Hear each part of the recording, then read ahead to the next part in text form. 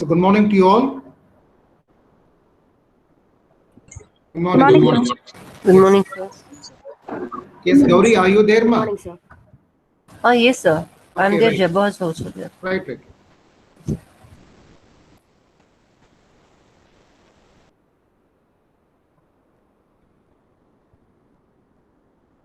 So, my dear friends, we have solid 10 minutes.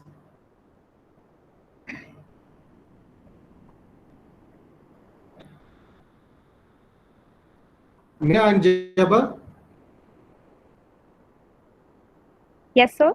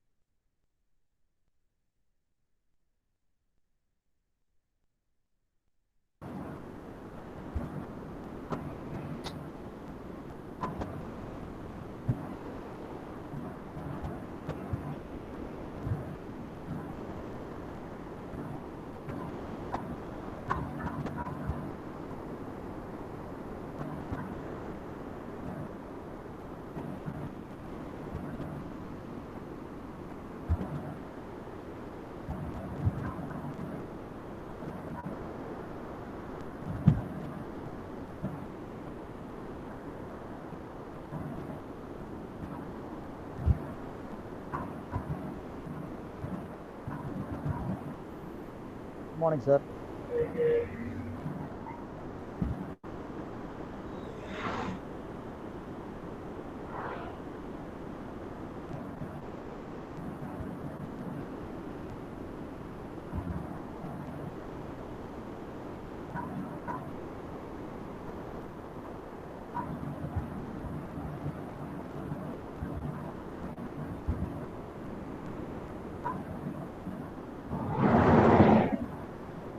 Okay, sir. Good morning, sir.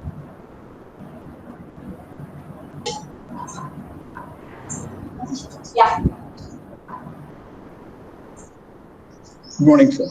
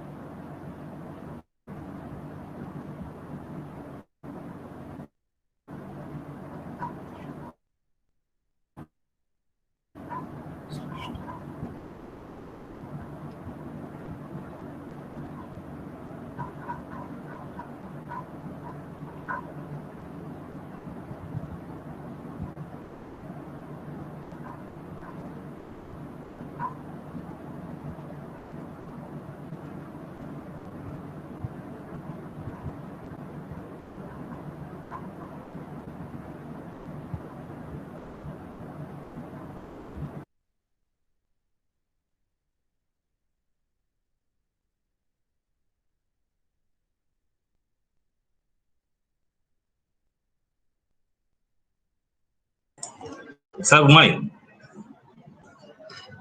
Sir, good morning.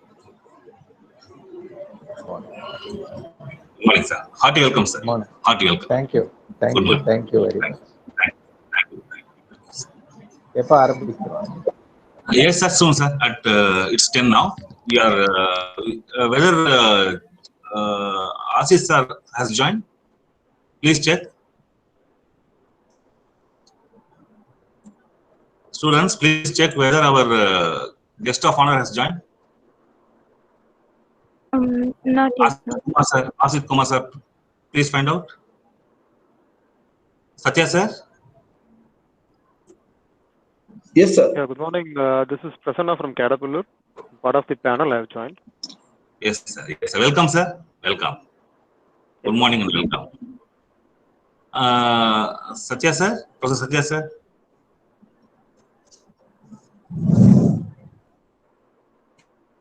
Please contact Ashish Barma as to whether sir has got any difficulty in getting connected.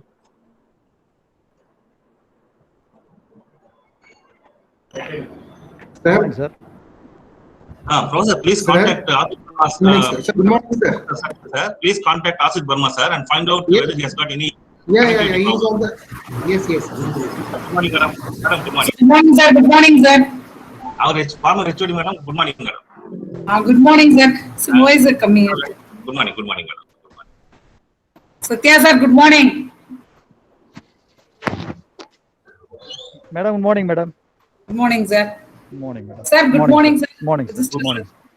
Good morning.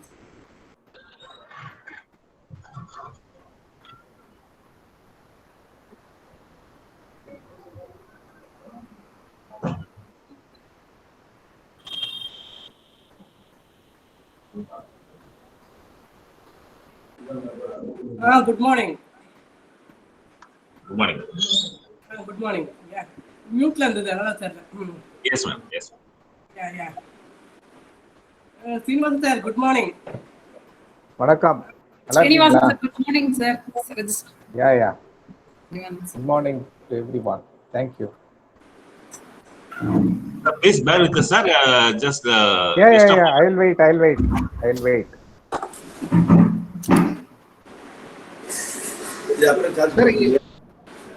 Sir, in a matter of a minute, he will be logged in, sir. Yeah. He will be going in. Yes, sir. Yes.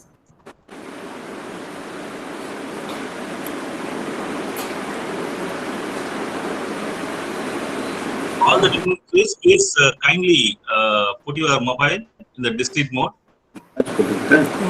and unmute your microphone. Mute your microphone, sorry. Mute your microphone.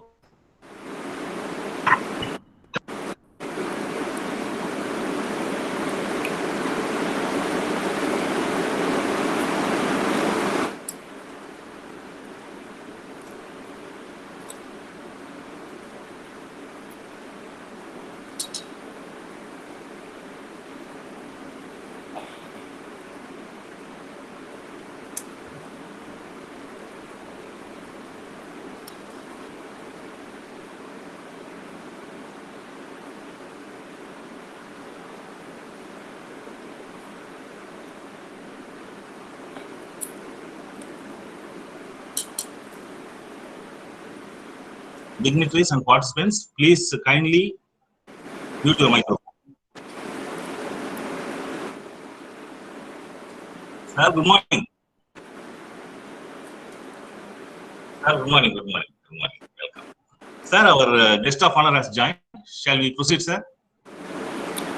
Yeah. Oh, sir. Professor Satya, sir? Will be joining, sir. Yes, sir. Sir has joined.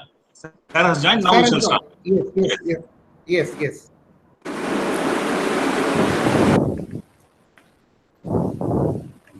So, Gauri, you can start now.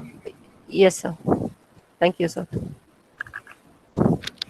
A hybrid working model is a combination of best of both worlds, flexibility and freedom on one hand, sociability and structure on the other hand.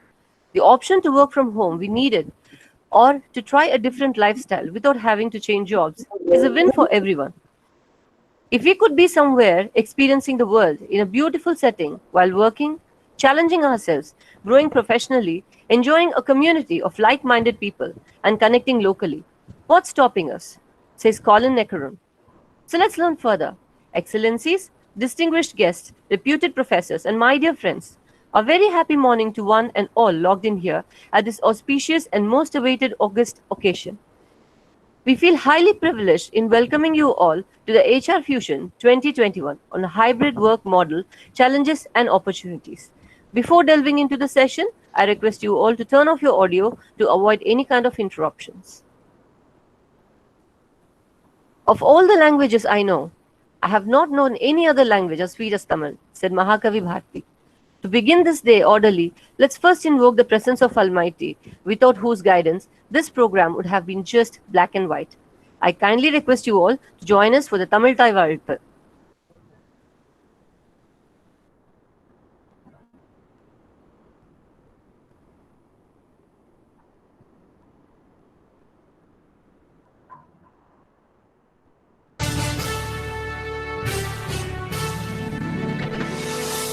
நீராறும் கடலுடுத்த நிலமடந்தை கெழிலொழுகும்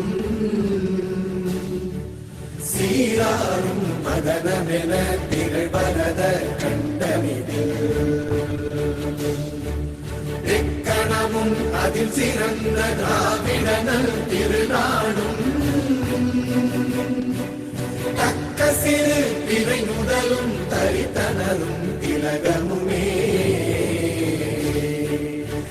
திலக வாசனை போல் அனைத்துலகும் இன்பமுற எத்திசையும் புகழ் மணக்க இருந்த பெரும் தமிழனங்கே உன் சீரிழமை திறம்பியந்து செய்ய மறந்து வாழ்த்துதுமே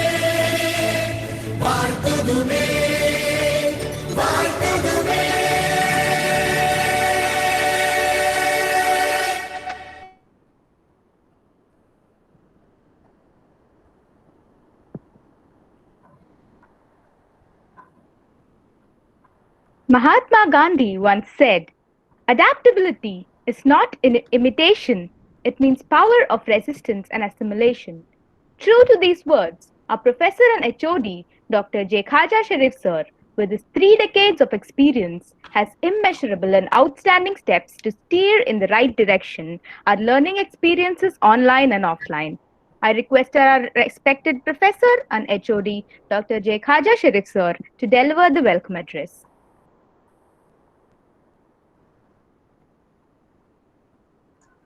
Thank you, 𝒂𝒑𝒂. Most venerated Vice Chancellor of this great University of Madras, in absentia, Professor S. Gauri sir. Most regarded member syndicate of this iconic university,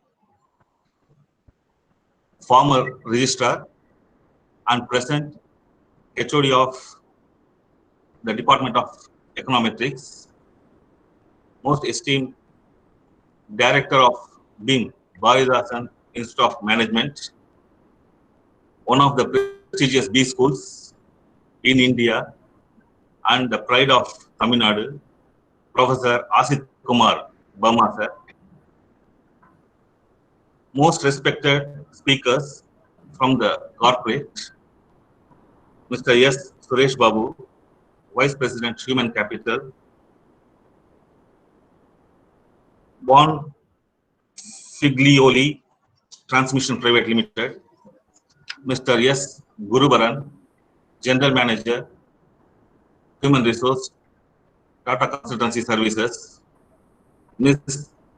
Shika, HR Professional, Royal Enfield, Mr. Raghuraman Ramamurthy, Founder and CEO, Rapid Acceleration Partners, Mr. R. Prasanna Venkatesh, Talent Development Consultant, Caterpillar, Inc., most regarded Emeritus Professor of DOMS, former 2 times syndicate member of this university, and the one whom we fondly call as the Mother of Management at Department of Management Studies, University of Madras, that is our former HOD Madam, my learned colleagues and good friends in DOMS, University of Madras, Dr. Satyanarayan sir, Dr. Manjula Madam, Dr. Usha Madam, Dr. Vanitha Madam, Dr. Kanagalakshmi Madam, Dr. Shivkumar sir, Dr. Joseph sir,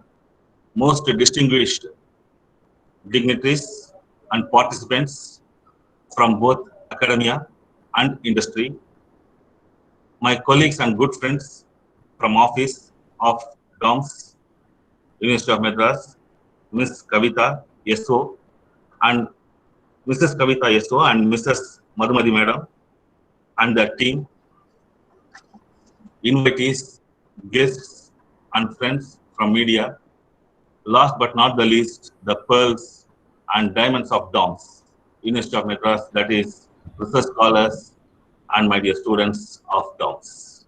A pleasant good morning and hearty welcome to one and all of you on behalf of the family of DOMS to this online HR Fusion event on the theme Hybrid Work Model. HR Fusion is an annual event in the academic calendar of DOMS, wherein we take stock of changes occur in the realm of HR domain every year. During this time, we reflect on those changes through deliberations and come out with new ideas, concepts, models, and strategies to address and capitalize on those changes. Don't worry about profits. Being alive itself is profit in this pandemic situation, said Ratan Tata. I repeat, don't worry about profits. Being alive itself is profit in this pandemic situation, said Ratan Tata. According to Ratan Tata, when being alive itself is profit, then being alive and participating in HR Fusion event in this pandemic time is a bumper profit. Here, we not only participate in HR Fusion, we together demonstrate the power of HR Fusion. by the way of our togetherness here, though virtually online. Fission and fusion are two different phenomena in atomic science. The atomic energy that we derive now is through fission, that is by breaking, dividing atom. Whereas energy generated out of fusion is manifold more than the energy that we generate out of fission. In fusion, we unite atom. This is theoretically proved, but practically yet to be demonstrated in atomic science. In atomic science, fusion is practically not possible, only theoretically possible. But in social science, unlike atomic science, fusion is both possible theoretically as well as practically, with the effective management being there in place as a process. The theme on which this year HR Fusion is being conducted is hybrid work model. The recent research carried out reveals that productivity has gone up as compared to the yesteryears, though we are now faced with difficulties because of this pandemic situation. Might be because of it's like blessing in disguise. It's a new learning, it's a new outcome, it's a new revelation that productivity has gone up.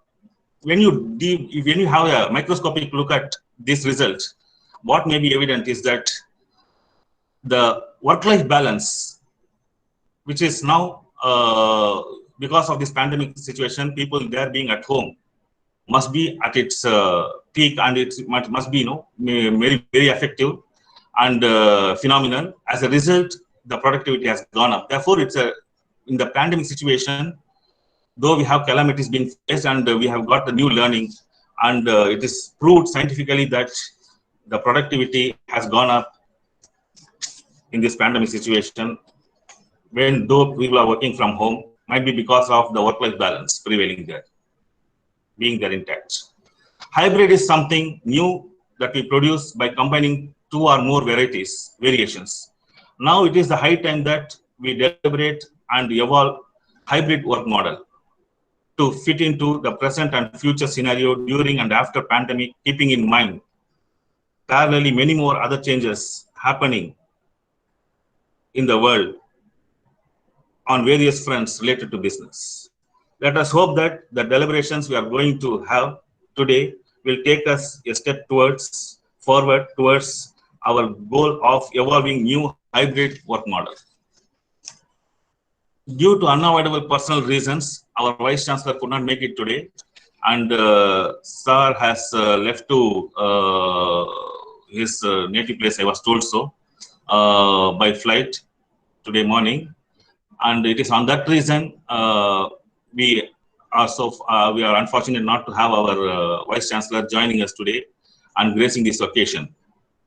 On the request of our beloved Vice Chancellor, we are so fortunate that our former registrar, present syndicate member, as I said earlier mentioned, the professor and head of the Department of Economics, our good friend, Professor Dr. R. Srinivasan sir, has accepted our invitation on the request of our Vice Chancellor to be here as a chief guest. Sir, we wholeheartedly welcome and thank you for your gesture. Thank you, sir. Professor R. Srinivasan sir has consented to be here with us in this HR Fusion event in the place of our Honorable Vice Chancellor. See, if you go into the history of our management, commerce is said to be the mother of management, and economics is the mother of commerce. Hence, economics is the grandmother of management. And today we are so fortunate that to represent the grandmother's domain, we have our professor from econometrics. It's a great delight, sir. It's a great honor once again. And about our professor, there are a few observations I have made as a colleague, as my superior, that I would like to share here with you. He's a great thinker. He's a philosopher. And Sir has earlier supported our department, having served as the guest professor. And Sir has handled many papers related to finance in the past. And Sir has served in the planning commission of our state and held coveted position, and has contributed immensely towards the development of policy making and related to the development of our state. As a full-fledged registrar, Sir served 3 years. And as a registrar, he had under his ambit 100 and odd colleges affiliated to Madras University, and 60 and odd university departments, many research centers, and IDE. Put together, if you collectively see it, the student strength comes to lakhs. Therefore, he has seen, experienced, managed the fusion of lakhs of students and faculty members, and that is what else we can expect from the person who is the chief guest, to be the chief guest of this event. He is the person who has demonstrated the power of fusion, and he has optimized the energy that we get out of the fusion of lakhs of people who are connected to our university. Once I met him, at the time when he assumed the responsibility of the registrar 3 years before, I still remember when I met him first. We had collectively, we had gone, few of us colleagues, and we had the grievances shared with him. Just he didn't speak even a single word, he just nodded. And I was totally disappointed. Sir didn't speak, just listen. And after 3 days, whatever grievances that we had said, it was addressed. Therefore, he is a man of action, and he speaks very less. Our kuralilirundu varuvadellam kuralgale, tirukuralgale. He is a man of few words, and those who actually, if somebody is not able to put the things in short, meaning is that he or she doesn't understand what the person is trying to convey. Therefore, he is a person with very few words, and what we expect from Sir today is that though he is a man who speaks Tirukurals, and we want more Tirukurals from Sir today on the theme called hybrid work model. Sir, few days before I invited Sir to be the guest of to deliver the guest lecture. So today we are fortunate that Sir himself has come as the chief guest. Sir, wholehearted welcome to you, sir, on behalf of DOMS. And now we feel greatly delighted to welcome one of our proud alumni of DOMS and UNAM, that is our professor and director of BIM, Dr. Asit Kumar Verma. Unique thing about Professor Asit Kumar Verma is that he has graduated from the most premier institutions in our country. He got his B.Tech done from IIT Madras, one of the prestigious institutions in Tamil Nadu, in India, and he got his MBA done from PGDBA, that is equivalent to MBA, done from IIM Ahmedabad. That is the dream of any aspiring management student. And he is the alumnus of our department. Sir got his PhD done from our department. Therefore, he has graduated from all the premier institutions, IIT, IIM, and DOMS of UNAM.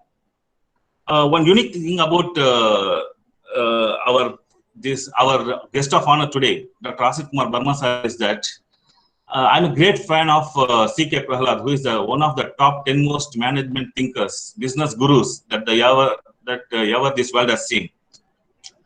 He was so fortunate that he has met 𝒂𝒑𝒊𝒅 and he has spoken to 𝒂𝒑𝒊𝒅.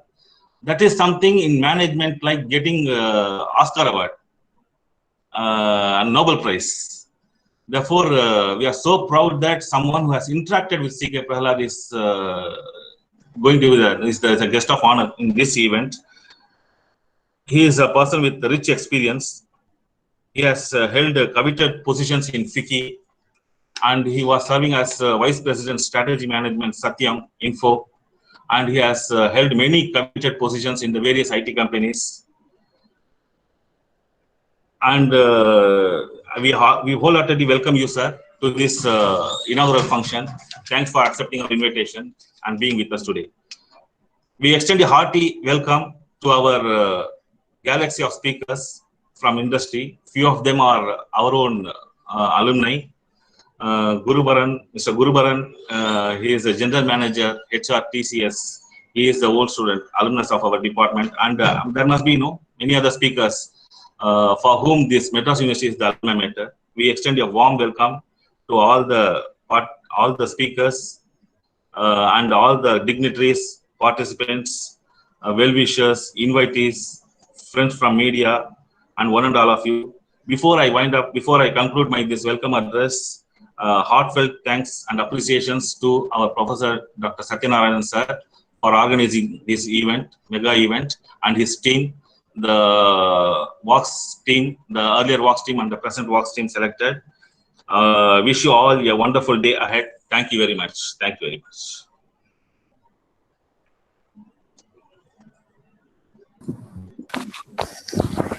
Thank you, sir, for sharing such kind words and a warm welcome. It is not the strongest of the people that survive, nor the most intelligent that survive. It is the one that is most adaptable to change. As an epitome of these words is our Professor, Dr. Srinivasan Ramachandran, sir, former registrar, current member syndicate, and the head of the economics department at University of Madras. He has been instrumental in seamlessly weaving the online and offline teaching at University of Madras and make it a success story. He has come way ahead in the journey of life that inspires us to follow his path of eminence.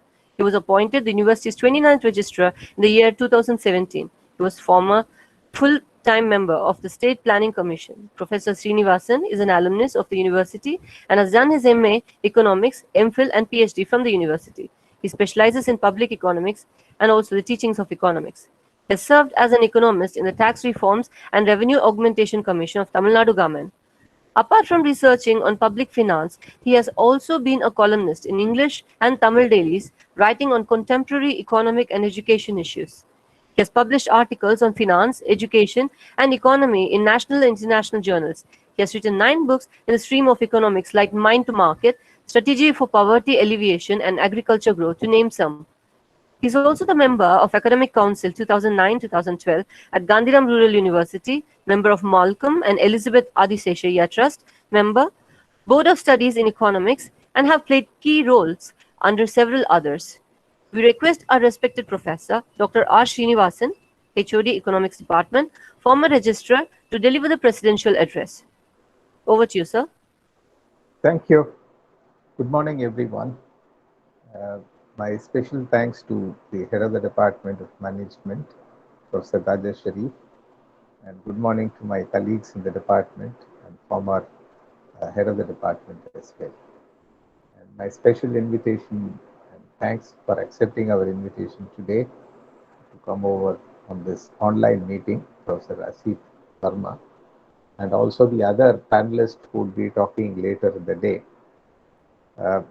Though our Vice Chancellor could not be here, but he conveyed his best wishes to one and all here, and also expects this meet to be very fruitful, both from the practitioners' viewpoint as well as for our students to well trained and groomed in practical issues relating to human resource management. The theme that you have chosen today as hybrid work model is what is happening all around us, because though pandemic is a threat to us, it has also opened up opportunities, and one of the opportunities it has opened up is this type of a hybrid work model, where remote working is made possible primarily because of the technology that we have today, and the entire information technology and enabled services industries today work with this remote working model. And this has been possible for a very long time.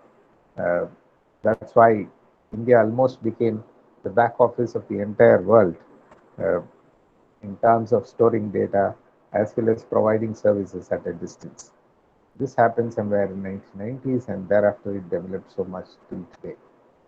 And today what we see an extension of that sort of a work is many of these IT-enabled services industries where the workers move away from their physical presence in the office space to that of home and still continue to work for the office.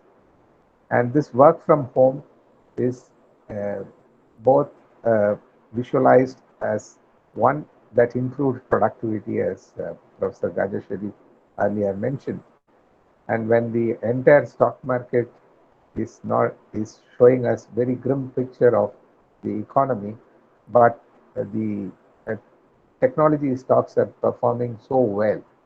Uh, that is an indication where we find this IT-enabled services and work from home improves the productivity not only of the human capital in that industry, but also the other factors that are being used. And we also find that we don't find new investment coming up through the stock market in terms of initial public offer, or whereas new icons are coming up every day. The think papers throw up icons every day, and there is so much of investment is flowing into the IT-enabled services, trying to find solutions to all that. So this is one technology area which has promise for the future. And when it has a promise for the future, it also gives a lot of opportunities, particularly with reference to the human resource management. Because this is a work environment which is totally different from a very conventional factory setup or a very conventional service sector setup, where the worker has to be present in the place of delivering the service. Whereas today, the worker is present elsewhere and the service is being delivered in another location across the world. And this type of arrangement that we find, which is technologically enabled, is what basically underlie in this hybrid work model. But we still have not had the last word on how efficient the system is. Because when you flip through the pages of management magazines, journals, we find very contradicting results coming up. There are stories which say that productivity has increased. There are also stories which say that productivity has declined. And there are also issues relating to the mental balance of the workers, both because they work in a home environment and they'll have to manage their home as well as managing the office almost at the real time, sitting in a space. And there are also issues relating to the human resource management, because the manager has to be in another location to manage the people who report to him. So that is also, bringing up new tools. Even before the pandemic, we have had new HR management tools that are coming up on this remote working management systems. So those things are being improved upon in recent times, and we find that there are new opportunities also coming up in that.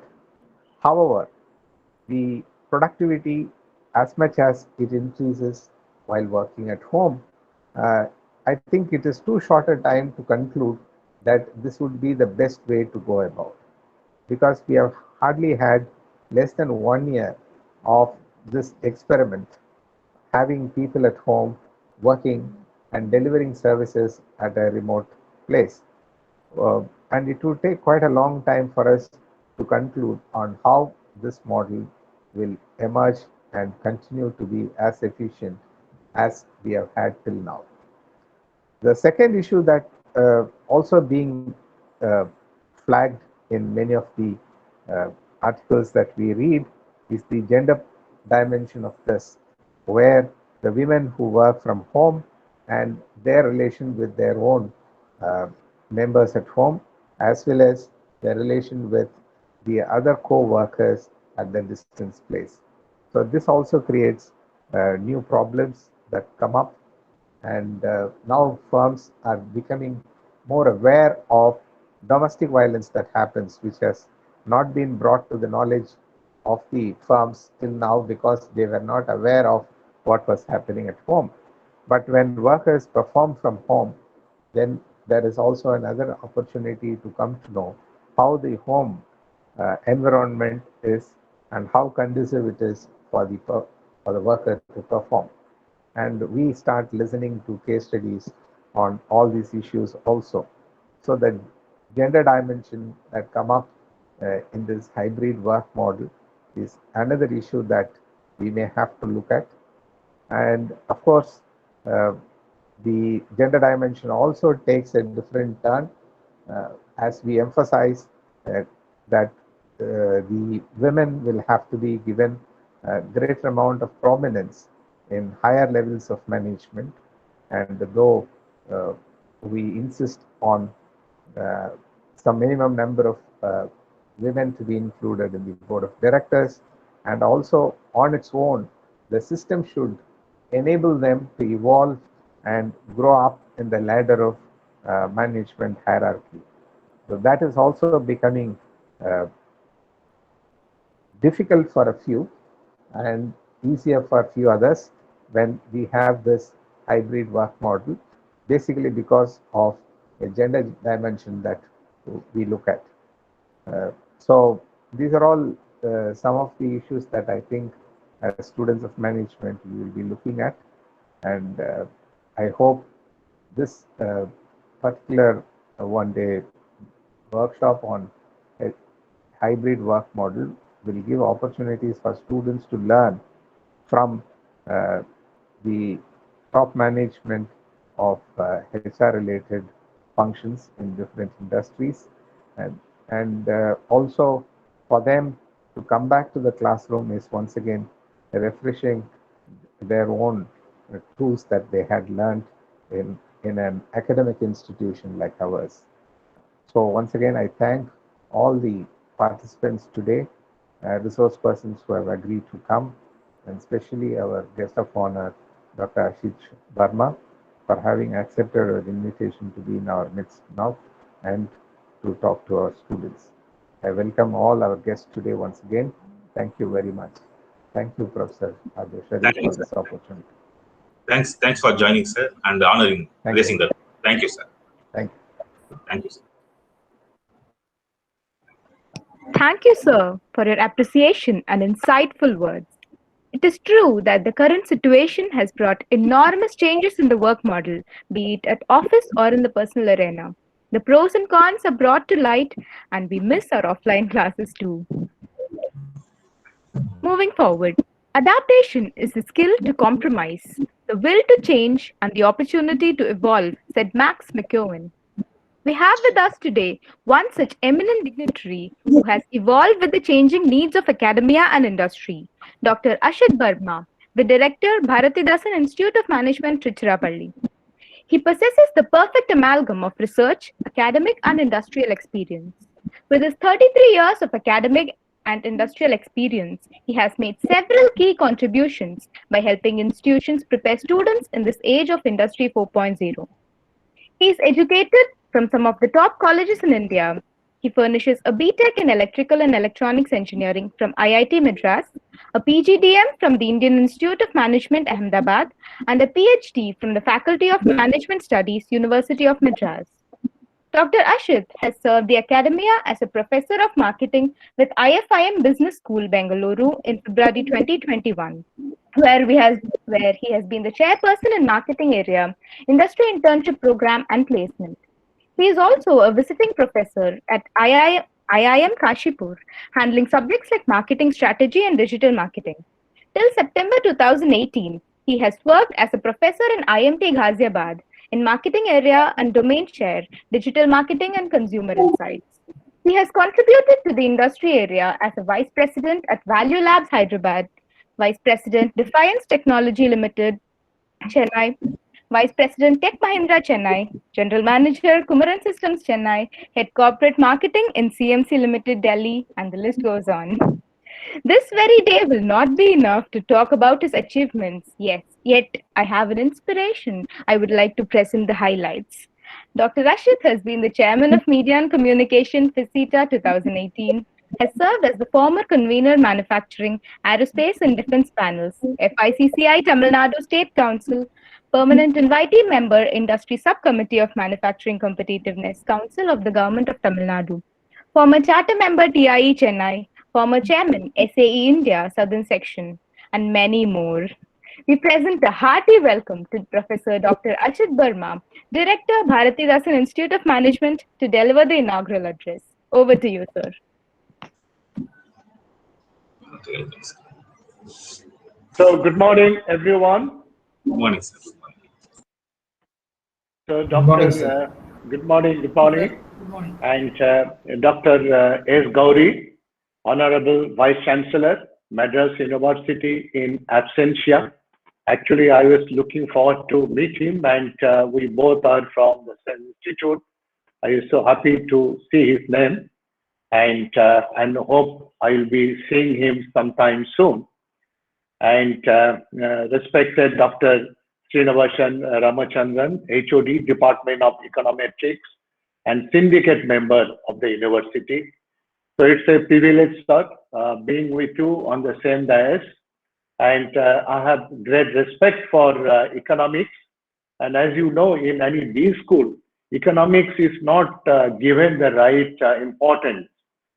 There are just two subjects on economics, microeconomics and macroeconomics. That's it in two terms. It's not given the due importance. But if you look at the way the world is moving and the kind of the events that is happening and the way the economy is getting disrupted, so I realize that economics must be given the right importance in any business school curricula. So accordingly, I have introduced a course on econometrics in my institute, and I have also introduced a new course in economics called digital economics.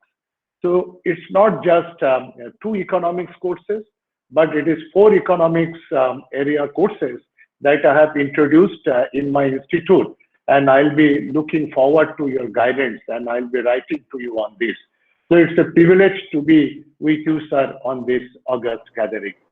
So Dr. Khawaja Sharif, thank you, sir. And my guide, Dr. Khawaja Sharif, the HOD, Department of Management, and he has been so kind. And I really don't know if I can live up to his expectation. And but I'm privileged to get his love and affection throughout. Okay, so I'm so grateful to Dr. Khawaja Sharif for inviting me here. And Dr. Tenmuri, as Dr. Khawaja said, that she is the mother of the department. And the very fact that I'm here today is again because of the blessings and good wishes of Dr. Tenmuri. You know, she encouraged me throughout my PhD process and guided me. And so I'm really, really grateful, and I'm happy to see her here, to see my former HOD and syndicate member in this, in this gathering. And Yeah. it's a Good morning. good morning, ma'am. And I can't explain that how happy I feel as an alumnus of this department of this great institute to be here and to share the inaugural address in front of my guides and my former HOD, whom I hold with so much of respect. So thank you so much. I'm so grateful. And I'm also grateful to Dr. Satya for inviting me here. And I told him that am I the right person? Are you sure that I can give the inaugural address? Because I talk on technology, I talk on digital, I talk on strategy and marketing, but HR is actually not my subject. But I guess when you become a director, you should be in a position to talk on any subject. So I'm trying my hand in that. So thank you so much for considering me. So, and also my deep respect to all the faculty members from the department who are present here, to all the distinguished panelists from across the industry. I'm so happy to see that the department has managed to get panel members from different industry, whether it is a technology sector, manufacturing sector, consulting sector, distribution, power distribution. So it is drawn from across the sector. So the views we get from them, I hope someone is recording, and this itself can be a source of some good paper if someone is really serious to work on that. And so this is really a privilege for me, and I thought of starting with the same quote of Mr. Ratan Tata that my guide shared today. But since guide has already shared, so I will not be talking about Ratan Tata's quote. Rather, I will start with another gentleman, is Varun Berry. He is the MD of Britannia. So he recently asked all his salespeople, salespeople, they move out on the field. He said that don't step out amidst the latest surge in this, this COVID pandemic, what you call it, like second wave. So he says that we don't care if our distribution is affected and sales drops. We'll work harder and build it back. So this sets the tone of a new work order. So we'll now use we all use, right, the shopping platform like Amazon, Flipkart, Myntra for our daily requirements, whether it is milk powder or any masala or any clothes or any requirement. So we access that. So our regular work hours that way that are getting distributed across on-premise or online from anywhere. So this hybrid work, it means a mix of, it's a work mix, that is the on-premise work as well as the remote work, online work from anywhere. So this is how the hybrid work model is the new remote work model. So this COVID pandemic has just accelerated this process. So employers around the world are straddling a bridge between yesterday, when most employees at most companies were physically present at work, so that is the yesterday, and tomorrow, when a vaccine or effective treatment will open the possibility of safe return to the traditional workplace. Yet, even when that happens, remote work will have earned a permanent place in the employment mix. So two things. One is that yesterday's work, the way that you all work at the same place, on-premise work. The other one is the remotely working, but we are waiting for some vaccine to come when we can make this COVID just like a flu. Okay. So we are just waiting between, so this is straddling this bridge between yesterday and the future. So this is the hybrid work model at present we are working on. So if you see, in the early days of the pandemic, when it just started, so many employers, they accepted different programs like supporting mental health, physical health, social connectivity, collaboration tools, family care, so on and so forth. So now is not the time to let up on this care and compassion. The potential cost of the remote work, especially burnout, are as real as the benefits. So we need to look at it as the cost of not doing it. So what is, you don't look at the ROI of hybrid model. You need to look at the cost of not doing or not adopting this hybrid work model. Employers, they must continue to develop programs and policies that create an empathetic culture that is centered around these employees' wellness. And a fantastic example, I must say, is that IBM CEO Arvind Krishna, so that he took a pledge on a work from home pledge. So that outlines the company's commitment to balancing work and home commitments. Okay, there are many such examples. I give another example. So that is from the early days of, again, this pandemic that happened. This is around this Broad Institute of MIT and Harvard. So this Broad Institute, they set up a subsidized daycare program to help parents manage their work and family. The Broad Institute also, they used took an unusual advantage of, of processing this COVID-19 test in their in-house lab itself. Like today, you see that many of the corporates, they are organizing the community, or for their own employees, they are organizing this inoculation program. So similarly, they also have their in-house lab where you can test your COVID-19. So that was set up to support public health needs, not only for the institute, but across Massachusetts. And as a result of that, it can offer regular COVID-19 testing to participating parents and teachers. Okay. So although most organizations may not be able to do this, they can give their employees a wider array of options for how and when they work. So you give options to the employees, when and how they work. So long as their output remains high, as long as your output is high, you decide how, where, and when you want to work. So they can allow teams to establish email-free times. So have you thought of creating email-free times? Because now we always have this kind of mobile phone in hand, and we respond to email, we work on our mail on a real-time basis. Okay. So is there any, this kind of email-free time?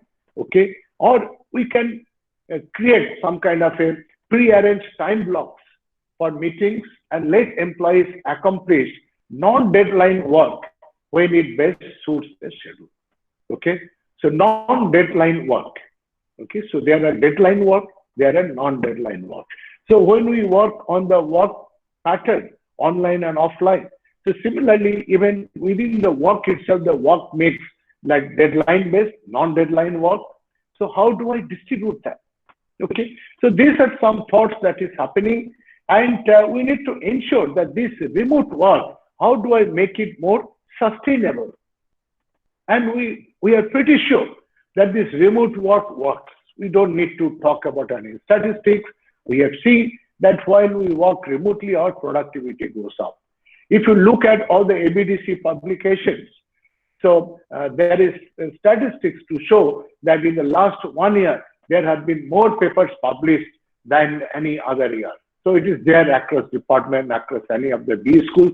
So a lot of research happened during this remote, remote work and work from home environment.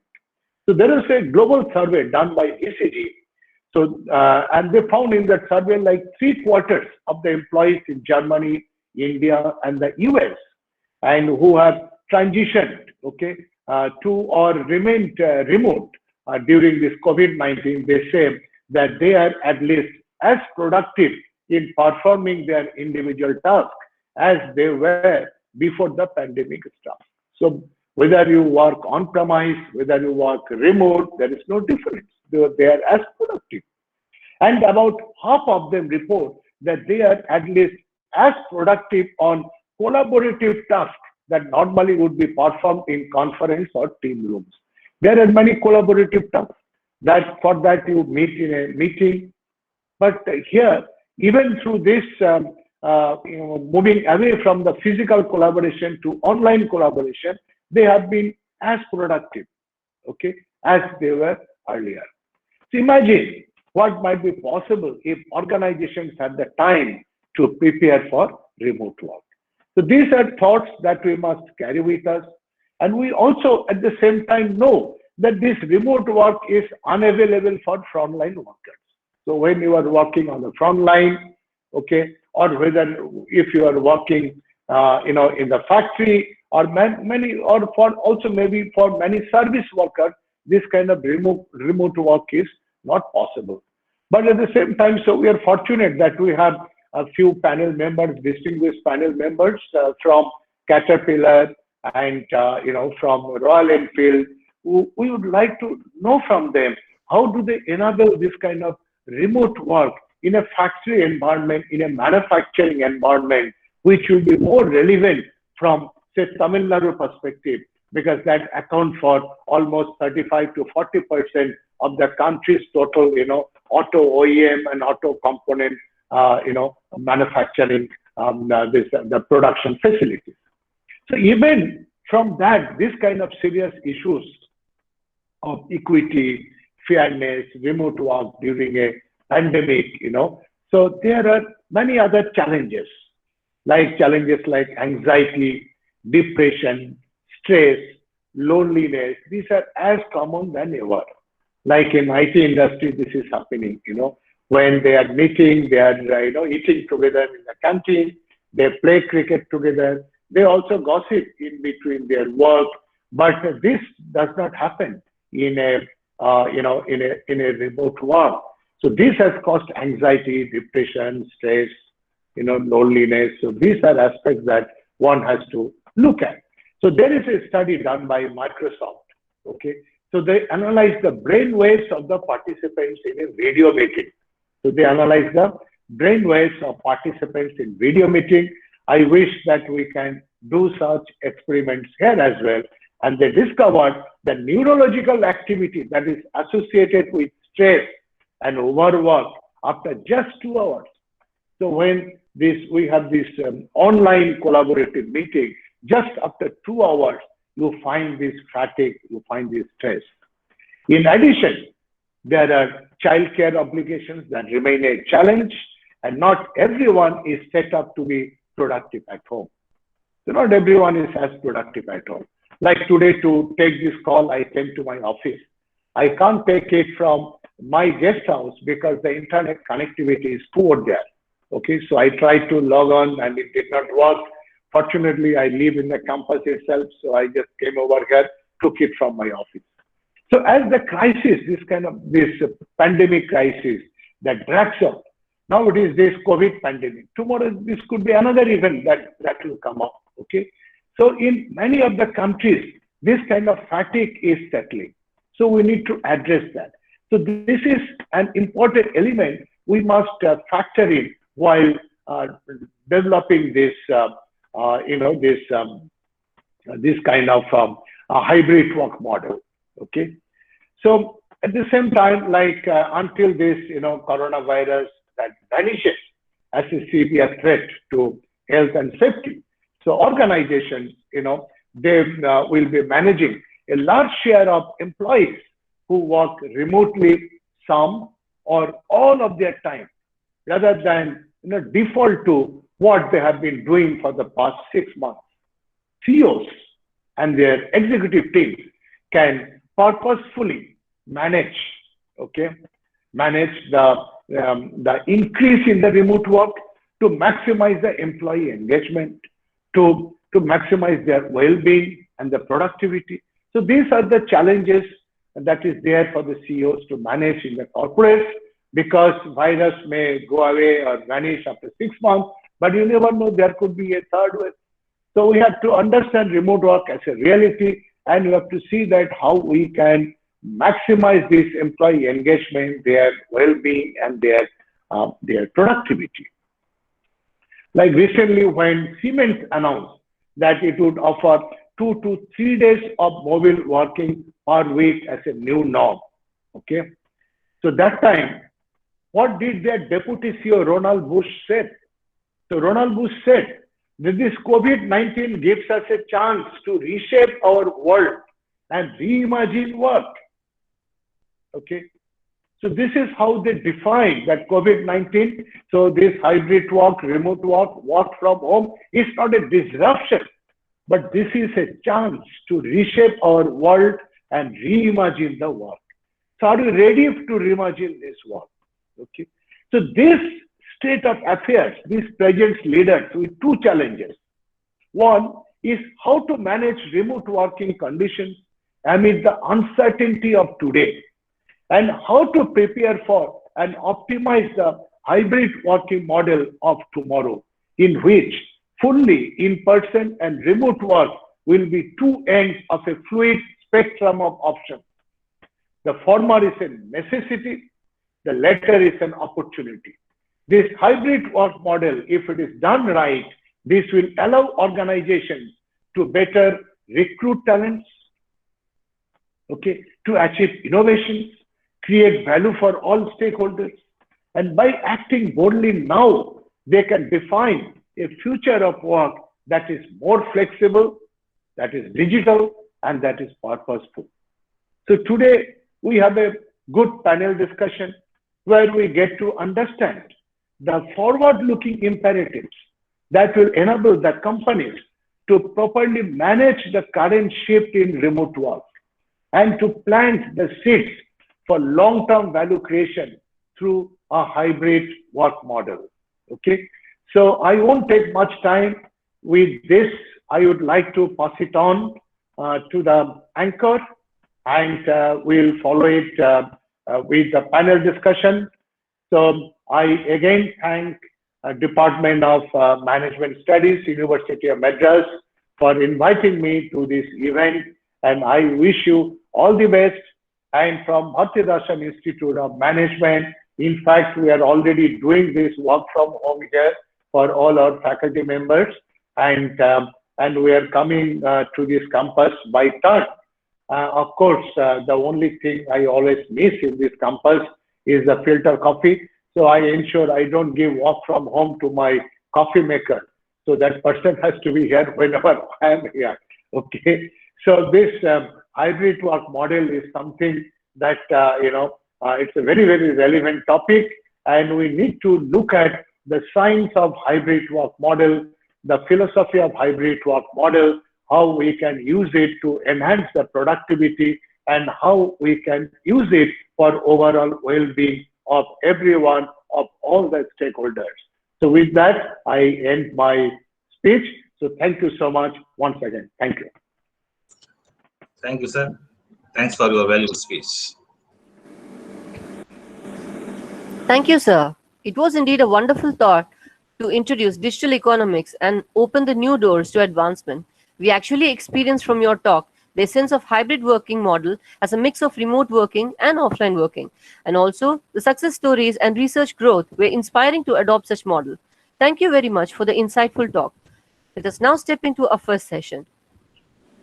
Change is inevitable. Adapting to change is unavoidable. It's how you do it that sets you together or apart. Next in line to share these views is Mr. S. Suresh Babu, a seasoned HR professional with 22 years of strong MNC manufacturing experience. He has a strong HR background and industrial corporate with global HR offers. As a Vice President, HR India of 𝒚𝒃𝒓𝒊𝒅 Transmission Private Limited, from over 6 years, he is responsible for regional HR shared services, reward solutions, talent acquisition, SAP, HR operations, training, and HR mix. Over all these years, he has served multiple roles and contributed to the growth and development of various organizations, including HR in Danfoss Industries Private Limited, Schneider Electrical India as Global Supply Chain. He has worked as a Senior Manager HR in Reliance Retail Limited, Unit Head at Alstom Limited, and the list goes on. Mr. Suresh Babu has a master's degree in social work from the Madras School of Social Work and a bachelor's degree in business commerce from Sacred Heart College, Tirupattur. We take immense pleasure in welcoming Mr. S. Suresh Babu to share his insights on hybrid work model, challenges and opportunities. Over to you, sir. Thank you very much. Thank you very much. Very good morning to everyone, dear professors and panel moderator and panel speakers and the students. Thank you very much for this great opportunity. I'm really glad to be part of this event, the HR Fusion 2021. I think this is the right topic for this time. Most of us know experiencing a different way of remote working experiences, whether it remote or virtual challenges, especially from the manufacturing perspectives. See this, when we look at hybrid working model, is not something which we are just talking about during this pandemic. Of course, the pandemic is something which really highlighted this hybrid work model. But if you look at most of the IT companies have started this sometime earlier, but not as a full-fledged the hybrid work model. But nevertheless, now this world is hybrid. So that conference.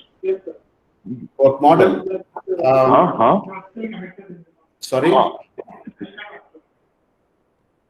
Yeah.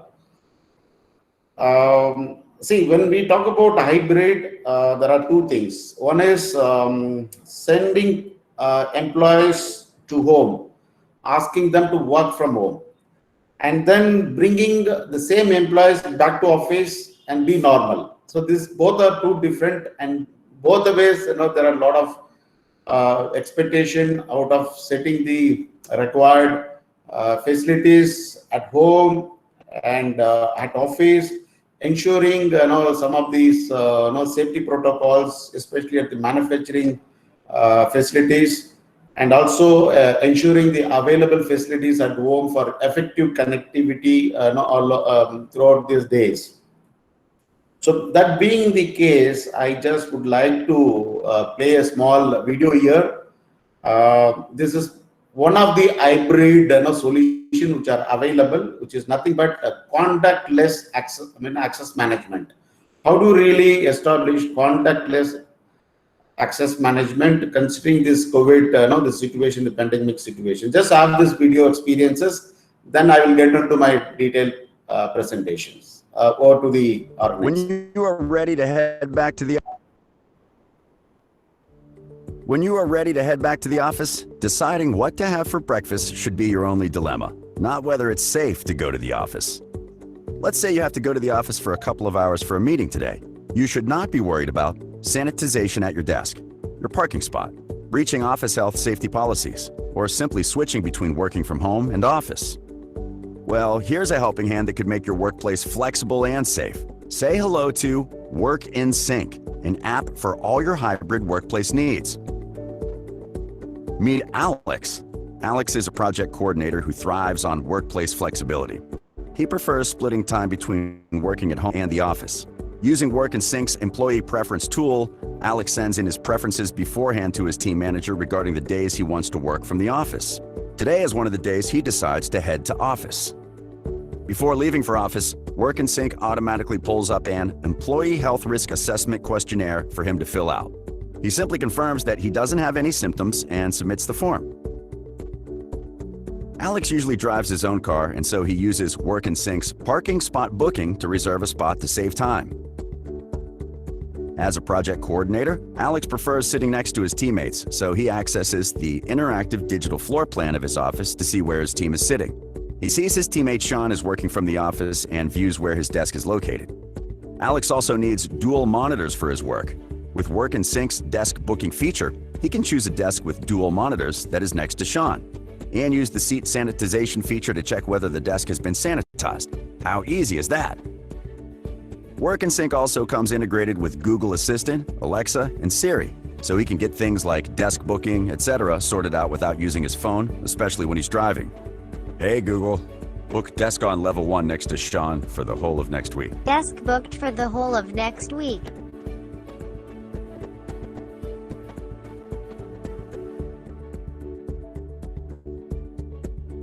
Before he can enter the office, he needs to confirm that he is wearing a mask and following safety protocols. So he simply goes into the mask detector and takes a selfie. Once that's done, he uses 𝒚𝒃𝒓𝒊𝒅's contactless access management to scan his QR code-based DigiPass. And boom, he can enter the office without touching anything or anyone. Then he places his hand on the digital thermal scanner to get his temperature digitally registered. Now it's time to get to work. He checks 𝒚𝒃𝒓𝒊𝒅's digital floor plan to find his designated desk. Once he's at his desk, Alex simply scans the QR code on the desk to sign in and let his colleagues know where to find him today. He can also easily access 𝒚𝒃𝒓𝒊𝒅 through Microsoft Teams and Slack, which makes getting work done much easier. Hey Alex, how are you? Hey Allison. Could you please book a meeting room and send out the notification to everyone? Sure. Let me quickly book one. Thanks very much. You're welcome. With 𝒚𝒃𝒓𝒊𝒅, all Alex has to do is go into their meeting room booking feature to check for room availability and book a room. He can even integrate his meeting room information with Outlook and Google Calendar to keep everyone aligned. 𝒚𝒃𝒓𝒊𝒅 also makes planning employee schedules and being up to date on employee attendance and project timeliness easier for team managers. 𝒚𝒃𝒓𝒊𝒅 Team Planner automatically takes employee preference into consideration, making it easy for team managers to decide employee rotation and ensure everyone is happy with their assigned schedules. Even if you are a workplace manager, 𝒚𝒃 makes it easy to stay in sync with everything going on at work. Our workplace dashboard makes it easy to view desk and meeting room occupancy, floor occupancy, and adherence to safety protocols in real time. You can easily access our workspace planning and management and decide the number of seats to allocate for each day to maintain social distancing, and check if seat sanitization is up to date. With 𝒚𝒃, one can even plan office visits when they have clients coming over. The visitor management feature also makes it incredibly easy to clear visitors in just a few clicks.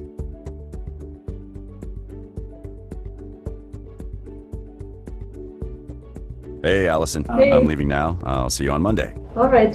How are you going home? I've got my car. You want to ride? Thanks for the offer, Alex, but I actually just booked a company cab using 𝒚𝒃's office transport booking, and looks like the cab is already here. Okay, I'll see you on Monday. Yep, take care. You too. Bye. Having 𝒚𝒃 is like having a personal assistant that makes work safe and flexible for everyone on the team. Get 𝒚𝒃 today. Yeah, that's all about this video. So just to get a glance of what is really the hybrid contactless access management.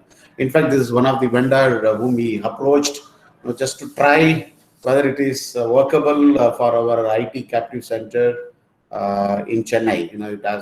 We have a global IT captive center in Chennai, which is catering to the rest of the global organization.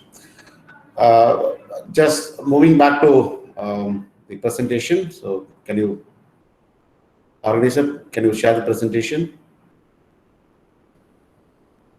Yeah.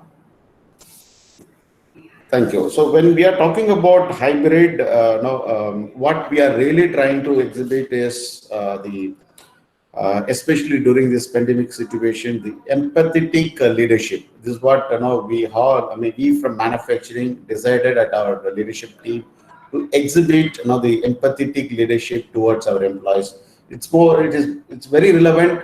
This is what our employees expected out of our leaders, to be empathetic and be empathetic approach leadership framework for employees to get the confidence, especially during this tough time. But when we talk about the hybrid work model, there are many challenges. Many of us forgetting, we being the manufacturing background.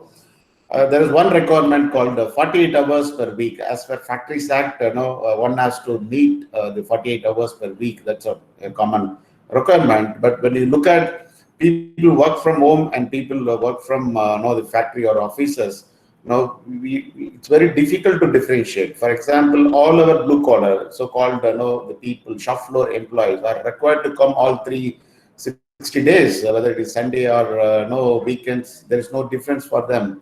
But whereas the same so-called white-collar employees who are based in offices, we have big challenges. That too purely depends on the nature of work. The job role is what will give us the flexibility to choose between the hybrid work model and the people required to work from offices. So when it comes to this, there's a big challenge. How do we really differentiate the benefits? People are still, though it is required to work 48 hours, whether you work from home or work from office is 48 hours. But people who are working from office, they see the benefit is denied. The work from home benefit is being denied for people who are required to work from offices. That was a big challenge put across to us, and then we finally came up with some ideas how to really differentiate in terms of some benefits. Then we finally agreed to give some extra privileged leave for people who are really working in factories in all 6 days. So that's how we manage the situations. So I will give you a quick snapshot of this hybrid work, how it really working and how really shaping well it is. This model is still not matured enough. It is still evolving in a various organization and various countries. If you look at probably in India, it will take some more time to reach the maturity level, considering the technology, considering the people mindset and the culture, all that will take some more time. So it's a time for us to set a mind now to move towards the hybrid work model culture. Next slide, please. See, the hybrid work model, as I said, there are two things. Now, how do we really managing people to move them back? I mean, move them to home, work from home, by setting up the required, facilities. Again, how do we really move them back to office in partial or in full, depends on the situation, and how we ensure the safe workplace for our employees. So this is what exactly the challenges. How do we really blending in office and remote workers will present some challenges that business need to really confront. So this is exactly area that we are working on it. Go to next slide. Again, there's different variances of hybrid model. For example, people, employees, especially work on site, and others really manage remotely. And some people required to work partly from on-site, partly from office. And there are some people really have to manage in between, 1 week here, 1 week there. So this is a kind of combinations that our employees are get mixed up. So how do we really differentiate? Because we cannot permanently designate, especially from the manufacturing background, we cannot designate any employees that one can work permanently where you need not to come to office. So we need to have some collaboration, some meetings, accessing some technology, some missionaries. So people have to mix between on-site, off-site, and then mix of both. So this is another way of managing in manufacturing. Go to next slide. Okay, look at the workplace challenges in the new normal, especially the pandemic situations. The creating safe offices, ensuring employees' well-being is one very important thing, especially when we ask people to work from home.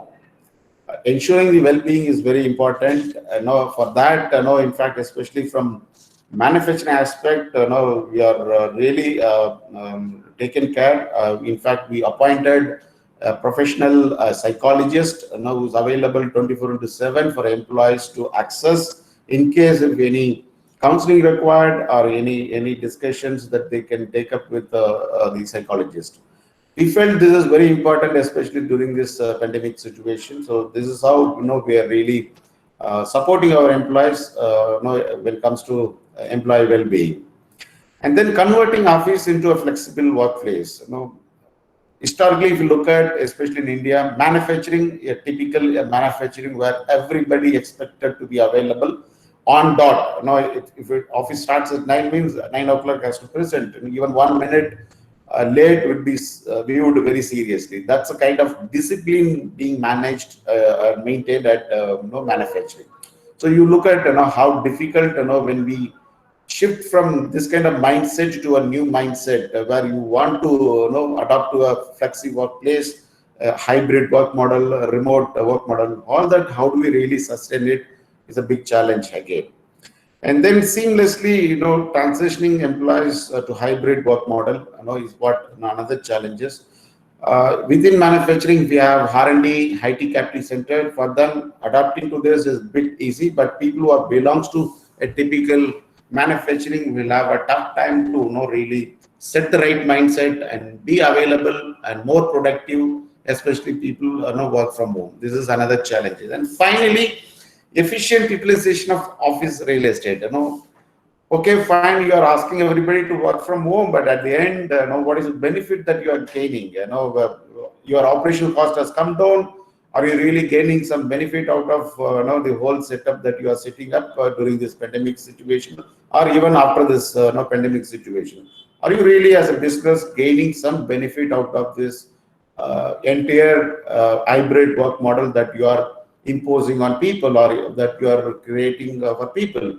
So this is another challenges that we are started facing in especially in manufacturing. So next slide, please. Okay, look at having the work hybrid model in place. Look at the various options available in front of us. For example, hard desking. Hard desking is nothing but a flex workplace, where plug and play kind of arrangements. Our employees can go anywhere in our offices, whether it is office or any hotels that we organize for our employees. See, you can ask, when you ask for work from home, why do they need still all desking and hoteling? So look at today in our society, we leave most of the guys in typical apartment, high-rise apartments. In today, even the high-rise apartments are not designated as restricted areas, and they're blocking people's movement, and they feel unsafe being at home when somebody else is affected or somebody they don't want get affected. So people still prefer to work from hotels. Now, how do we really set up hotels? In fact, in manufacturing, we did this during the first wave, where we put all our employees in one of the hotel here in Chennai and made them to work from hotel and connect to the factories whenever required. This is a kind of arrangement that we have done. And third one is the contactless access management. Just I showed you the video. How do we really bring this touch-free access management by using the high technology seamless integration with Google Assistant, Microsoft Teams, Slack, a kind of technology which is already available. And there are many technical companies are taking up this kind of projects, which is already reaching out to the industries. And of course, finally, the workspace analyticals, as I said, what really the business is going to get benefit out of this, the entire arrangement that we are doing towards this hybrid work model. And next slide, please. Okay. Look at the kind of benefits. When we are talking about challenges and opportunities towards this hybrid work model, at the same time we also see the benefits. At the same time, there are some risks. For example, the companies like manufacturing will have a broader access to the talent. When you have option of work from home, there is no locational constraints for any employees to start working for you, and people from Delhi can continue to be in Delhi and work for you. They don't have to shift and relocate with family from Delhi to Chennai. That's a great advantage we have, and then we can also leverage the expenses towards the office space and any other transport expenses, all that. And of course, from the employee side, the efficiency is increased by eliminating the commuting. The time to travel, especially in Chennai, major cities, is huge. The office timing is 8 hours, and your time on road is almost 50% of your office time to and fro to cover. And of course, from the society side, you can still strengthen the rural areas by asking people to adopt this hybrid work model, where they can continue to be there in the rural side, their hometown, native places. We can still, strengthen this kind of work model, and of course, a reduction of CO2. If you look at the last, first wave of the COVID spread last year, the CO2 emissions in especially the major cities, including city, has come down drastically. So look at, this is a great benefit, when we really promote and reduce the commutation, transport, across the countries, across the world, is going to help these societies. Other side, if you look at equally, we also have a risk, especially from the manufacturing side. We look at potentially decreased employee engagement. When you look at physically feel and good, your feel good factor will increase, and employee engagement, you can feel it. But when we go for hybrid work model, this employees engagement will come down, and potential to have high performance will go unnoticed. When manager and the subordinates or the team members having having frequent reviews, facing each other, all that will give a better analysis of the employees, better performance evaluations of individual will give that comfort for managers and employees. Same way, if you look at from employee side, the employees feels that there is no social inequalities between on-site workers and remote workers. As I said, exactly, especially people who are required all 6 days, 365 days, especially for process industries, they feel no, they are not considered for such a hybrid work model. But obviously, the work nature is like that, and they can't really operate remotely. And risk of one note is unquantified labor. There are somewhere we can't really see what is the labor required for performing such work related projects or anything that we are taking up. The quantifying of labor workforce will become a challenge, or it will go unnoticed. From the society side, again, discrimination of demographics, especially when we promote the remote work cultures, and disintegration of working class due to missing social cohesion or loneliness. When people started working from home, they started feeling loneliness, relates to a lot of health issues, mental health also get disturbed. So all that is kind of disturbance which are arising out of this hybrid work model. So next slide, please. Next slide, please.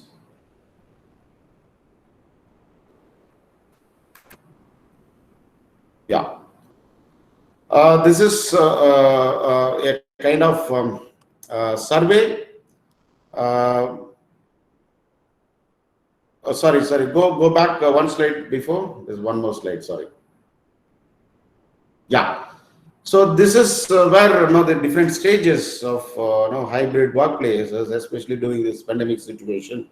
See, when we are asked to close your workplace or you asked to work from home, and then you started making everything mandatory to work from home, and then setting up the kind of mindset people to accept this work from home and stabilizing all your technical requirements, and then coming back to slowly you are opening to move people back to workplace, soft open, preparation at workplace, giving confidence that your workplace is still safer than home, and open with the restrictions. People will have a lot of restrictions, resistance to come back to offices. Then how do you really build a kind of confidence that your workplace is so, it is still safe compared to your home, and you can still access your offices. And then finally we'll open to the offices. So this is the kind of stages that we have right from close to open to offices. The next slide, please.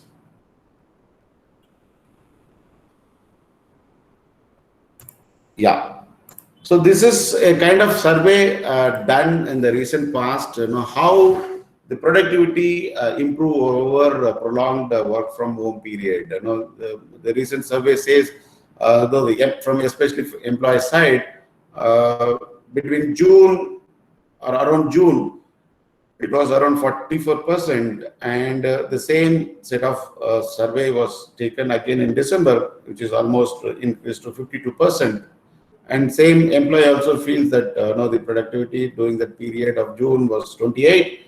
But towards end of December was 34%. So they themselves feel that the productivity has increased compared to the earlier kind of situation. So likewise, almost 50% of the people would prefer to work from remotely at least 3 days a week or more. That's the kind of mindset people are turning, irrespective of the industry type. More than 50% of the people. So this is all the kind of the mix and the composition which are evolving over this hybrid work model. We need to really wait and see how do we really reach a maturity irrespective of the industry type, and how do we really sustain this new hybrid work model is something which is really a big challenge. And in fact, we look forward many more opportunities to make this hybrid work model if it is really going to help everyone else, and we are for it. No matter whether we are with the background of manufacturing, but we are for it, and how do we really move forward towards this the work model that we are working on it, especially during this pandemic situation, or even beyond the pandemic situations. So that's all from my side at this point in time. Over to the moderator. Thank you.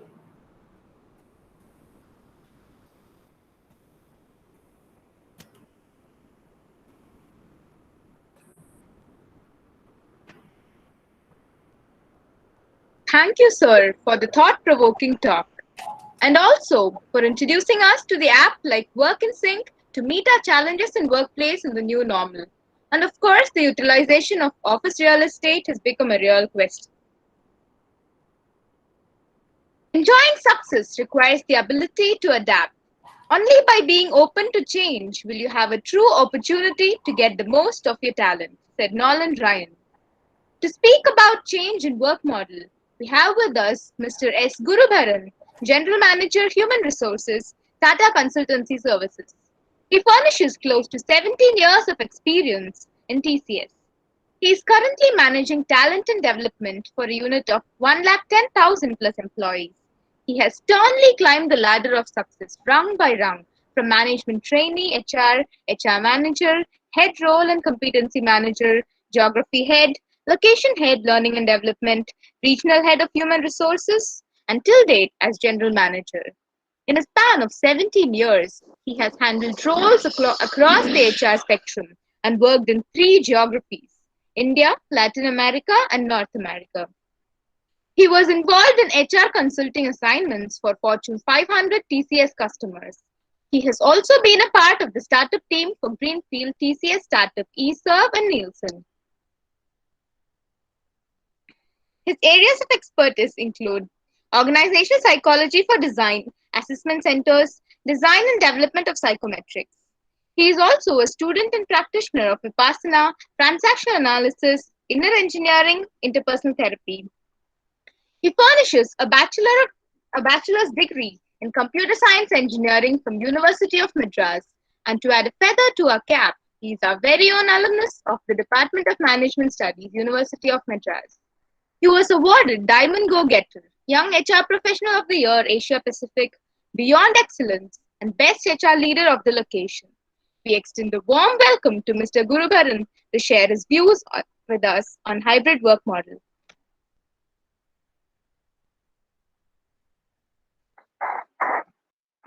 Thank you very much, Jeba and team. Always a pleasure. It feels like coming home. Always a pleasure to interact with the department and the university that I call home. It's been my privilege. Thanks for inviting me, Professor Satya and our HOD sir. Thank you very much. So first of all, I hope and wish that everybody is safe and well and fine, given the current situation and what all is unfolding. Prayers and wishes that all of you and your loved ones are doing safe and fine. So that's at the outset. Thanks to all the academicians and all my colleagues and co-panelists and friends. So the topic is a very interesting one, a hybrid work model. Now, while all of us are talking about the remote work model, that's one aspect of hybrid.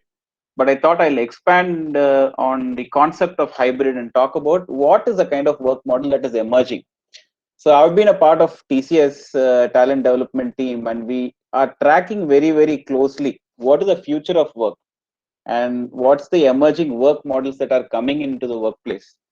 So given that a lot of my friends would be into movies, so I'd like to give an analogy using movie.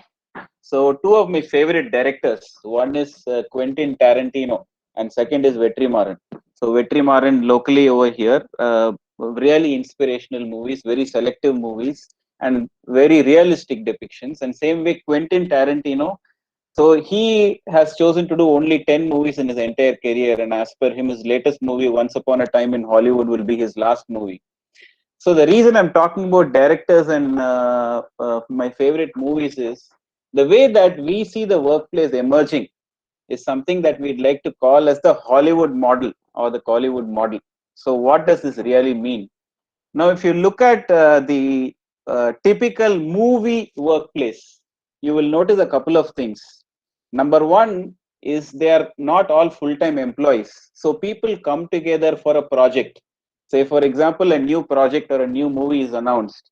You will have a director, a producer, a very famous music director, a very famous cast, a very famous cameraman, a very famous special effects director, a very famous art director. All of these people are coming together for a specific project. So similarly, that's the number one aspect that we see about a future work model or a hybrid work model. We see that there will be lesser and lesser of full-time employees, and there will be more and more of such hybrid models emerging where a group will come together for delivery of a project, which means they're coming together for a finite period of time. Because if you look at a call sheet of a typical movie, a call sheet for a movie doesn't last for more than 3 months if it's a high budget movie, and sometimes they try to finish a movie in 1 month, 1.5 months. So we see that workforces or workforces will come together for a particular project.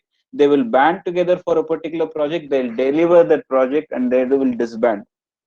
So this is one feature that I find that we think will happen. Second nature of this Hollywood model is that people will be working on multiple projects simultaneously. So what this means is that if you announce a particular movie or a project, the music director who's composing music for your movie is not just working on your movie. He's also working on 3-4 simultaneous movies at the same time. Think of an A.R. Rahman or think of a Yuvan Shankar Raja. They're not going to be full-time employees for one particular project at any given point in time. They're going to work on multiple projects. So similarly, we foresee that people will work on multiple assignments and they'll divide their time, energy, and effort across multiple projects at the given period of time. So then the third the third aspect of this Hollywood or Kollywood model is that not all of them will be required to be together in a physical workspace at any given point in time. And that's why you have a model of organizing time through what you call as call sheets. Now, this call sheet as a concept is very, very important. So what this means is that you will sequence time and you will decide who is required at what sequence to be there. And in any given movie, if you're shooting a particular sequence, only the cast that's supposed to be there at that given point of time is present over there, along with, say, the stuntmen, the director, the makeup men, the cameraman. But a music composer works totally in the background, right? A script writer works totally in the background. And some cast men are required for certain sections of the movie and not required for certain other sections of the movie. So we will come. So we foresee a model where not all or not the entire team will be in a given place at a given point of time. People, as per the project's requirement, will come in, will be present and delivering for those periods of time, and then will not be present in other periods of time. So time organizing will become a very, very important aspect of this model. So given that this particular model is going to be the norm at the workplace, what are some implications for us as the workforce, as the managers of such a workforce? Number one, if you see this particular workforce, one of the major implication of this Hollywood model or Kollywood model that you look at, where people come together for projects and disband, it will be up to the project manager to attract the best in class talent to work for him as a project. Because if you look at it today, if you announce a movie as a project, it is up to the director or the producer who's announcing the movie to get the best in class talent to work for him. Now, the best music director or the best art director or the best stuntman, there's always a war for that person's time, effort, and energy. So multiple people are competing to get that person into their project. So what will happen is a similar war for talent will intensify, and it will be up to the project manager to position his project so powerfully that he'll attract the best in class talent to work with him on that project, because talent place will be a very free, democratized place where people work on multiple projects, they come and go, and they're doing multiple things, and they're not full-time employees. So therefore, one question that we really need to ask ourselves as aspiring management professionals, managers, and HR professionals is, today, do we have the capacity or capability to attract best-in-class talent by positioning the job that we have. And remember, it will not be the banner that will be attractive anymore, but the nature of work or the project that we are talking about, which will attract people. And several cases, even in the movie industry, you have world-class banners making flop movies. There was a recent movie in 2011, Moms for Mars, and it was a big flop despite a very high budget. So high budget is not going to guarantee successful project delivery. Similarly, best-in-class cast. There are movies which have the best-in-class cast and star cast ensemble, and still they fail and flop at the box office. So a star cast will also not attract, will not guarantee success. So what guarantees success is careful planning and delivery by the project manager, in this case the director if it's a movie, or in the case of a work scenario it's the project manager. And sometimes the best-in-class talent will be willing to work for you even for lower money or not a successful brand if the project is exciting enough or interesting enough or it has been positioned powerfully enough. For example, many of you might be familiar with this movie Wolf of Wall Street. Now in Wolf of Wall Street, Jonas Hill had taken minimum wages, which means he was paid as much as a McDonald's or a KFC worker to work for that movie. That movie which grossed in so many millions of dollars, he was paid $60,000 to work for the movie. So imagine, so the talent will not be attracted just because you pay money, and talent will not be attracted just because of the banner or the brand, but talent will be attracted because of the opportunity that presents itself for the project or the viability of that project and the visibility and the learning that project can bring to them. So imagine if you are to work on the next Joker movie with, there's always a contention on who is the best Joker, right? You have Heath Ledger, and then you have so you have had several Jokers over the years and decades.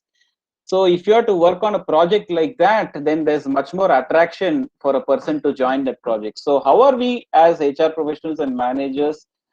Today we are fine-tuned to attract talent by showing the brand image, by looking at the compensation that we can provide, but that has to change into how we can powerfully position the project and talk about the purpose of the project and what it can mean to all the people working on the project. That's one thing that will happen. Second thing that will happen is that work will be much stronger organized, which means time is equal to money. Like I said, people will be working on multiple projects at the same time, and you don't have the luxury where a person is employed with you full time, where you can say that I will call you any time of the day or night and work will come at any point of time. No, you cannot take people's time for granted. Today in the US, one important difference between the Indian workplace and the Western workplace is that in the Western workplace, time is valued much higher. That's why employees are paid by the hour, not by the month or not by the year. So when that happens, in the Collywood or Hollywood model, call sheets are very valuable. So which part of the work am I going to do first? Which part of the work am I going to do next? For example, if there are song sequences that have to be shot, can I finish all those sequences first? If a particular cast member is required only for 20 scenes, can I finish those scenes and then that person is not required? And how do I juggle between the work priorities and time organizing of everybody becomes a very important concept. So how, as a project manager, you will work on organizing that time. The third thing that is for us as managers and HR professionals is these people may or may no longer be called employees. Now today, our entire work model, be it policies at the workplace, be it our information management systems, be it our infrastructure, is all geared for full-time employment. So if full-time employment slowly becomes lesser and lesser, today maybe 80% of the workforce is full-time. So if it becomes 60% and 40% of the workforce is going to be freelancers and democratized talent marketplace, then how are we going to reimagine policies, reimagine information security? For example, we spoke about work from home. So let us say it is going to be work from home and husband and wife are working for two competing organizations and both are developers in of a offering or a product which is a competing product in the marketplace? How are they going to work together and still maintain the information security that is required to be maintained, the layer of information security that is to be maintained? So these are important considerations to think of. So this is one thing. So this is one part of the hybrid workplace that we are seeing. The second part of the hybrid workplace that we are seeing is bots working close together with machines.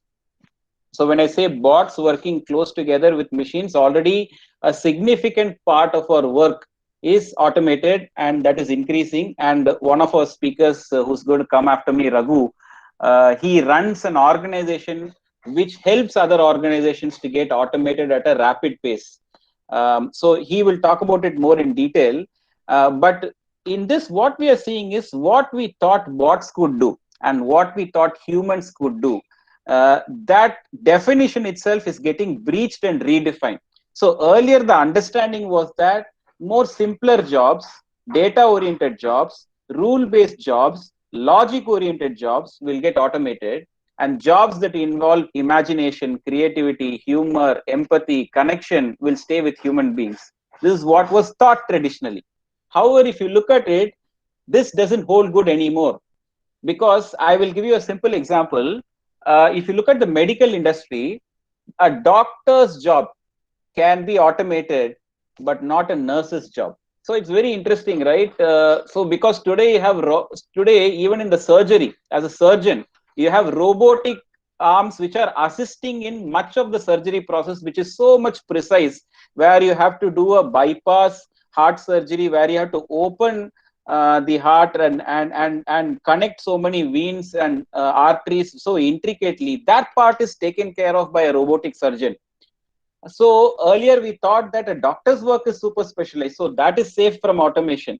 But a nurse's job is supposed to be not so super specialized, right? But it actually is turning out to be the opposite, because a nurse delivers empathy.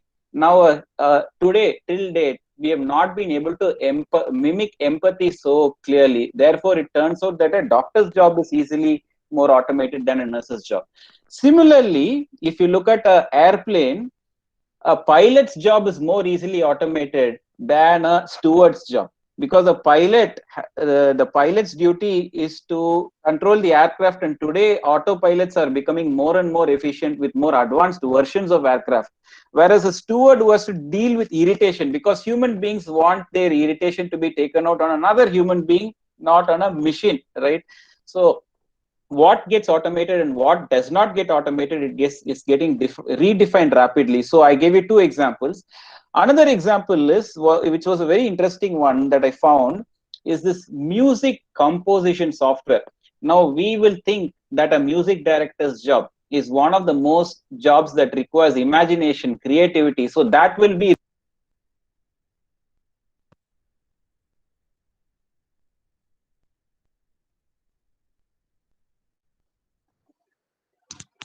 Excuse me, sir.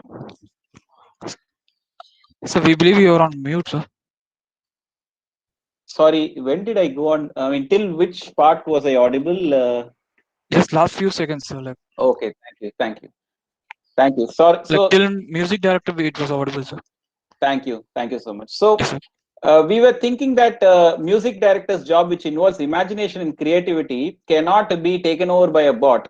But today there are apps and AI software which can compose music, and there are bots, apps, and AI software which evaluates music. So on typically a music record label like Virgin Records or Sony gets about 1,000 submissions a month saying, can you publish my music? I'm an independent music creator.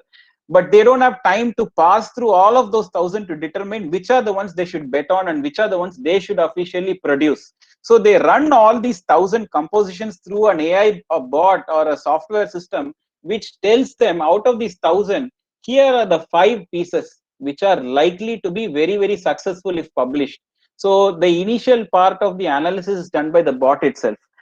Now, so then the third one that I'd like to talk, the third one, the other frontier that's been breached by AI and bots is this concept of emotions. So we always thought emotions and sensitivity and empathy was a domain which is reserved for human beings. But even that frontier is getting breached slowly. Today, there's a new area that we are working on called emotional artificial intelligence, which means, so today you call up a bank, and the advantage of having a human being at the other end of the phone line is, if you are making a call because your credit card is stolen, you don't need a robotic voice. You need the person to be empathize with your urgency. You need the person to empathize with your level of frustration.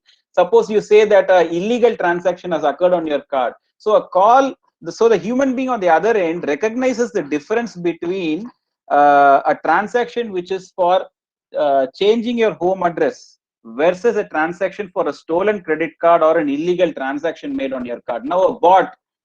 So today, using emotional artificial intelligence, it is being trained to recognize voice recognition and tone recognition and facial recognition to understand what is the emotion of the other person on the other end of the screen or on the other end of the line, and therefore can the bot also simulate a response which takes into account these emotions. So that is emotional artificial intelligence. So in short, what I'm trying to say is that the other frontier of what bots can do and cannot do, and what only human beings can do, is getting breached and redefined on an everyday basis. So when we talk of a hybrid work model, the two things that we have to be prepared for is, one is what I spoke about, the Hollywood model, and second that we spoke about a mixed workplace where human beings and bots work together. So as a part of all of this, the number of human beings who will stay put and work in an office space along with the team will obviously get reduced year on year on year. And TCS, in fact, is envisioning a model called 25 by 25, where by the year 2025, 25% of our workforce will be in office at any given point of time. And also what this means is every individual will be in office for not more than 25% of the duration. So we've had massive success till date. In the pandemic, our government officially declared March 2020 as a pandemic. Within a period of 1.5 to 2 months, 95% of our workforce was enabled to work from home. Now this is very important and significant, not just because we are TCS, because we are supporting, as TCS, we are running the back offices of the most major corporations in the world. It could be banks, it can be hospitals, it's even these pharma companies which are creating the life-saving drugs. So it's important we provide that service for them, otherwise the world will come to a standstill. Because 4,000 customers who are doing critical work we are supporting in the background. It could be from banks to pharma companies to hospitals to various other essential services. So it was not easy. It was very difficult, and it was a trying time. However, there has been a good deal of success in that.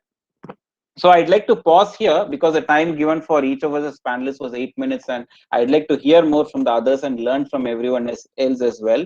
And we can deliberate more during the Q&A session.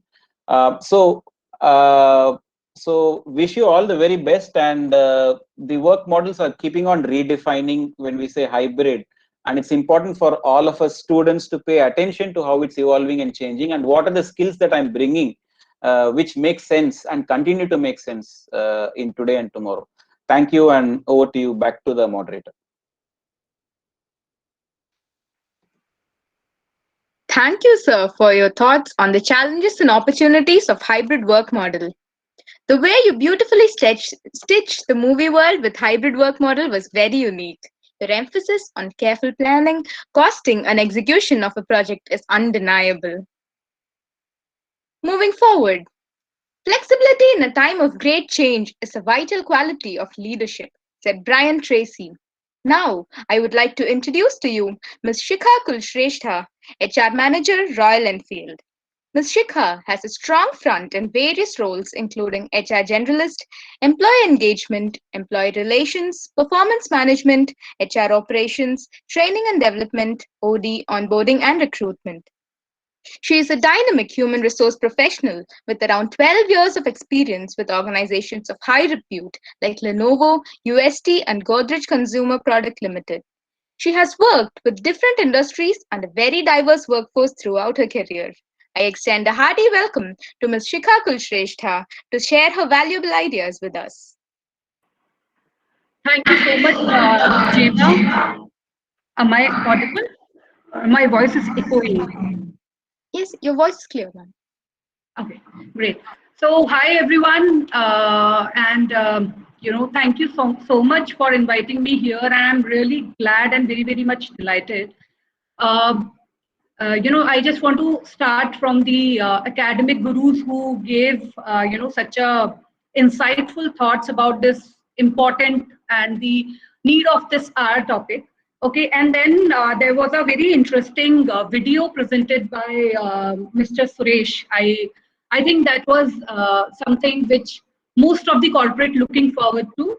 And then thank you so much, Mr. Guru. Your presentation was absolutely interesting and you related so well with the film industry. And I think the student will be would find this very interesting. And I'm very sure about that. So, okay, so now about me. So Jeva already told a lot about my profession, about in detail about my, the career. So let me not waste time there.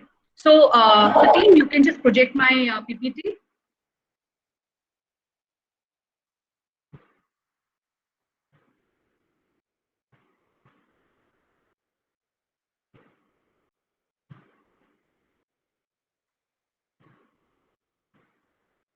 Hi. Okay, so like others, I would not say that, I spent a long time in preparing my PPT. I have made it very short and try to make this very colorful because being a HR and a L&D, person, I really like colorful things. So I just thought that it would, keep the audience engaged, and let's see that, how much I'll be successful while communicating to all of you. Okay.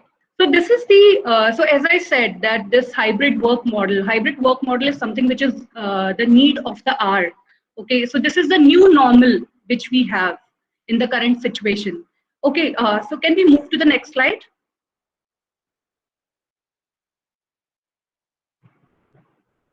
Right.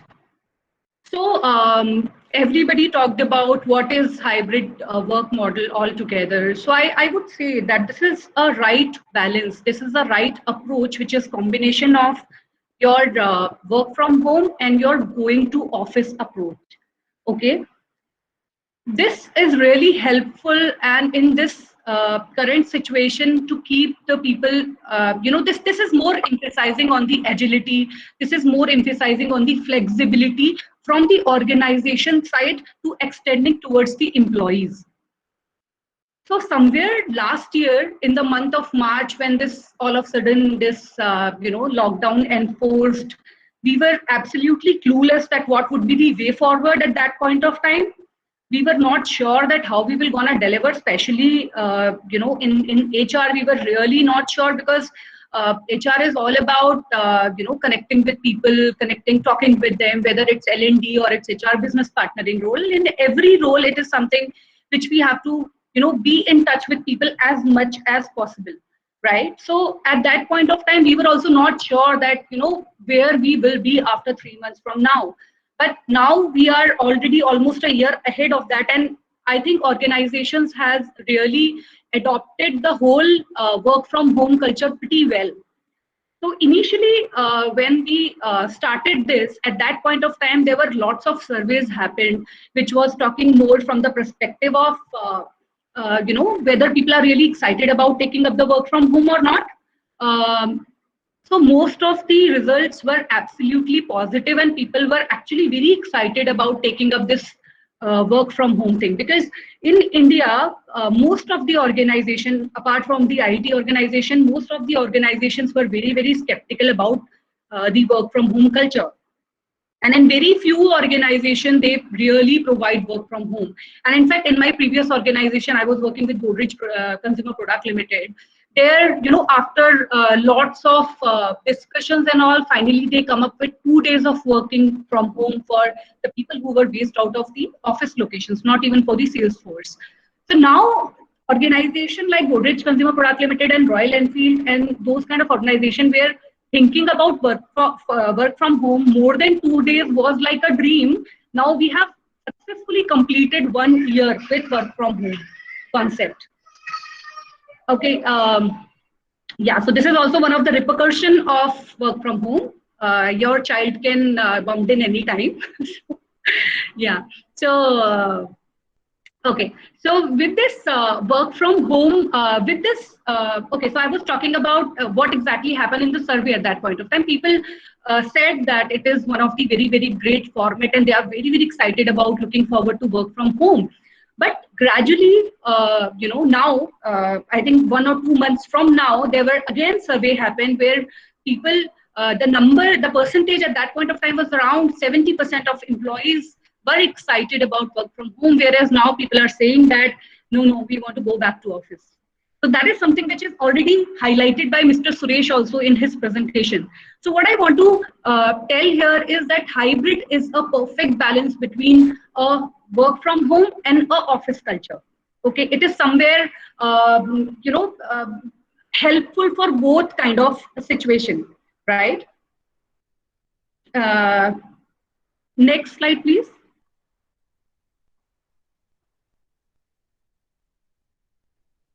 So here in this slide, I especially want to talk about the advantages or the benefit of this particular culture, this particular model. So in my previous slide, I already talked about that, what is the hybrid model all about. And one thing which I actually missed to share at that point of time was every organization is managing this model in a very, very different way. Few of the organization has given some names of those names to that models, like, they have considered as shift, they have considered as different models, they have created some groups. They have their own ways of handling this whole hybrid culture. The hybrid culture, hybrid model actually segregate the whole bunch of employees majorly into 3 buckets. So the first bucket are the employees who actually can do complete work from home.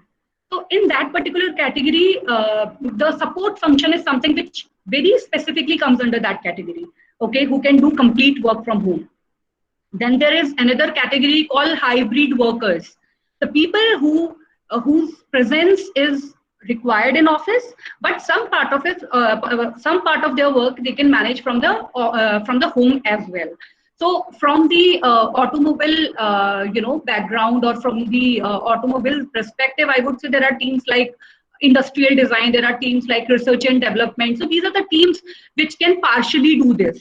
Okay, and then the third category of the people, which is around 45% of the organization falls under, is the people who required in the office. And especially when we are talking about automobile industry and the manufacturing setup, those 45 people actually falls under the manufacturing category, okay, or the worker category, or the people who are part of that, assembly line and all. So that's majorly about the hybrid model. So now moving to the advantage of this model. So there are lots of advantage of or benefit of this model. Okay, so like for example, actually lots of, since it's a common topic, we all have very similar kind of thought process, and hence I think this was one of the common topic which I've heard from Asit sir as well and from Mr. Suresh as well about the wider talent pool. Okay, so yes, it open opportunity or door for a wider talent pool, because people sitting anywhere can now accessible. So when they know that it is a combination of office and work from home, they're absolutely open. And now there would not be any challenge in terms of specific technology available only in Delhi or only any other place, not in Bangalore or not in Chennai. Okay, so that way it is a very great opportunity. And I'm sure that the job opportunities would be now much more higher in terms of once this talent pool is opening up. The second thing is so production. So the overall cost part is something which everybody talked about. That yes, there is a reduction. There would be a huge reduction in terms of the cost. Whether it's about the overall overheads, or about the housekeeping, or it's about the infrastructure costs. So yes, there would be a lot of saving which organizations are doing these days through this model.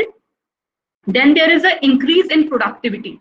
Okay, so we talked about the shift of mindset. So here, this particular concept is also talking about shift of mindset. Okay, most of the time when the people are sitting in the office, there are lots of people who keep kind of creating perceptions about them, that, oh, this guy is very slow in doing things, and I think the efficiency is a big problem. We used to say that there was a time people used to talk a lot about the smart working and all. So I think now we are back to again at a place where we would emphasize more on the productivity versus anything else. Okay, then here another important and one of my favorite topic comes of prioritization. Okay, so especially when it comes to a working mother, this particular thing really helped a lot, because apart from a HR professional, I am also a mother. I am based out of absolutely at home. Okay, so prioritizing my work, starting at what time and finishing at what time. There is no time of that at this time I have to log in, or at this time I have to log out. I just have to complete my work within the timelines. So that is something which is helping me in prioritizing, in completing my work, my personal, managing my personal life, and a bit on my professional life too. Better collaboration, though this is one of the topic which I think it is something which should come both ways. It is something which should come as a disadvantage and advantage too. So advantage more from the perspective of when we are open for the flexi working, whether it's sometime from the work from home and a combination of going to office, the collaboration becomes much more better. The people feel much more satisfied in terms of that, yes, since I am required in the office and hence I am going. It's not that just because I have to mark my attendance and hence I'm just reaching to my office. Okay, the next is about performance visibility. So again, this is something, so now with this kind of setup, with this kind of model, it's very important that the goals and the KRAs should be very, very clearly defined. And as long as the organizations are defining the KRAs clearly, I think the performance visibility is something which can definitely go very, very high. Okay. But yes, the KRAs need to be very, very quantitative instead of descriptive. So then about the trust. So here I'm talking more from the employee and the employer trust, because now all the employees are very well aware of that this is the time when my employer is trusting on me, and they just want me to stay at home because that's when I can be safe. So that gives the employee lots of strength and a sense of association with the employer and a long-term loyalty towards the employer. So I think this is something which is very, very important. And then this a last and very, very important topic of work-life balance. So again, there are counter argument to this as well, that this particular model is actually affecting the work-life balance. But I would say that at least this model is enabling us to staying at home and do our work. So at this point of time, at this time of pandemic, that itself is a work-life balance in my language. Okay, so that way I would say that yes, this model enabling us to be at home to manage our professional and our personal life. Okay, but yes, if you talk from the other perspective, that is there is any time of taking a call, or is there is any time of logging into the system or completing your work? No, there is no. And I think sometimes we ended up spending much more time working on some project which we used to spend little less during the office hours. And during the office hours, we used to get a little bit of time for chit-chatting with people, to really ask how things are going on, and to have a better connect with all the colleagues which we used to have. But here we are not getting that much of time, and I don't think so that we are really calling somebody to just chit-chatting for. So that way, I think this model have been a combination of both here in terms of work-life balance, I would say. Okay, can you move to the next slide here, team? Thank you so much. So here we will talk about the challenge of this model. Okay, So earlier, most of the organizations used to emphasize a lot on meeting customer face to face, and of course, meeting somebody face to face create a very different kind of impression, and the experience which you want to give to the customer is only possible when you're meeting with the customer. You can make it more delightful. Okay, and especially in automobile industry, until and unless a customer is not coming and physically touching the product, will not give them that kind of delight, I would say. However, yes, digital marketing is playing a very, very important role of what you call reaching out to the customer, providing them every possible thing at their doorstep. But still, that being Indian, that feeling of touching a product is absolutely different. Okay, so then that is something which we are somewhere defeating it in this model. Then we have this unconscious biases, okay, which is somewhere happening in the organization. What is happening, like, since we from the starting we worked in that kind of culture where all the team members are sitting together, working together, having perception about each other, talking to each other, kind of taking the status of or tracking of what we are really doing. But now that time has gone, sometimes we are not able to update the managers on regular basis, and with that the managers are ending up having some kind of perception or some kind of unconscious biases, either based on few experiences during this whole pandemic time, or based on some experiences which was there during the office time. So this is one of the, I think, very difficult situation for the people who are newly joining the organization. And what I am seeing the trend as that people who are joining the organization are facing lots of issues in terms of feeling engaged with the organization. So that is something I think should be part of, is part of the unconscious biases. Then we have this employee connect. In HR, employee connect, employee pulse, we keep hearing about. Okay, so at least in my experience, I have always been a very, very people person, and whenever I joined any organization, at least a year I have given only to meet with different people, whether it was the field staff or the people who are in the factory or the people who are in the offices.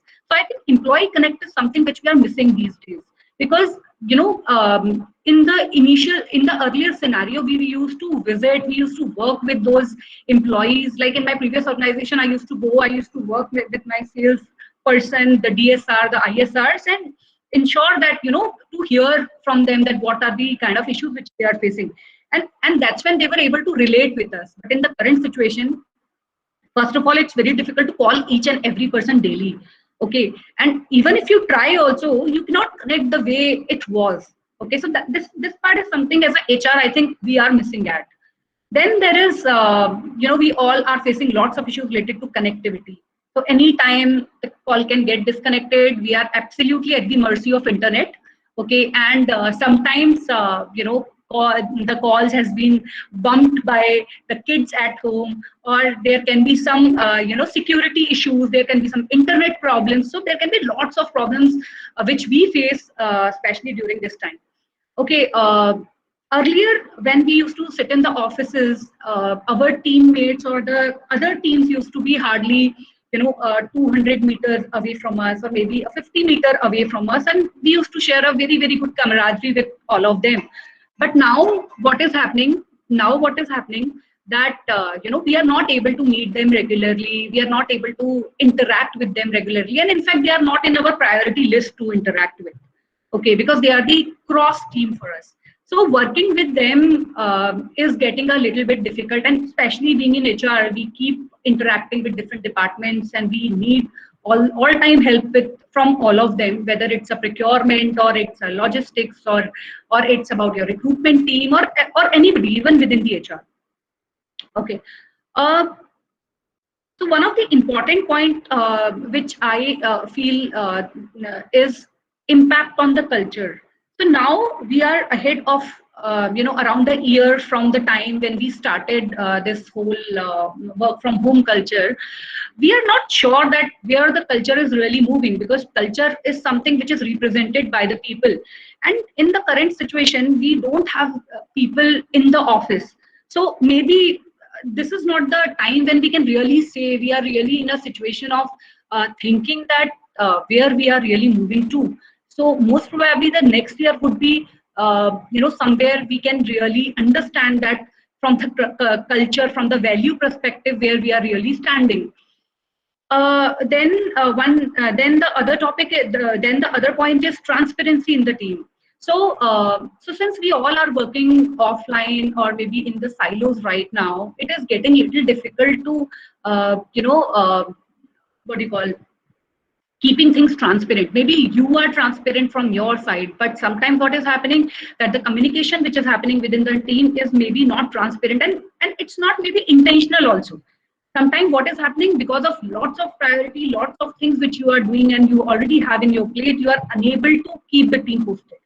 It's end up creating lots of what do you call dissatisfaction within the team in terms of the overall transparency. And the final thing which I would like to talk about is about the employee well-being. So here, when I'm talking about the employee well-being, of course, the whole concept of this model has been introduced to ensure the safety and the employee well-being. But here I'm majorly, I want to talk about the kind of initiative which organization takes for the well-being of the employees. So the mental piece, there are lots of corporates which are initiating lots of these yoga courses, the meditations, the regular camps which are happening in the organization, the gyms which are there. So that is something which people are unable to do. And I heard from one of the speakers that yes, because of this whole day we are sitting in front of the laptop only, somewhere our health is getting affected. Okay, we are not, and because of this pandemic, we are not able to do workout, we are not able to go out. So that is something which is somewhere getting affected. Okay, so that's majorly from my side. Guys, can we move to the next slide? So I think this is future of the work. If there would be a right balance between the two, I think in future this will be a very, very great model.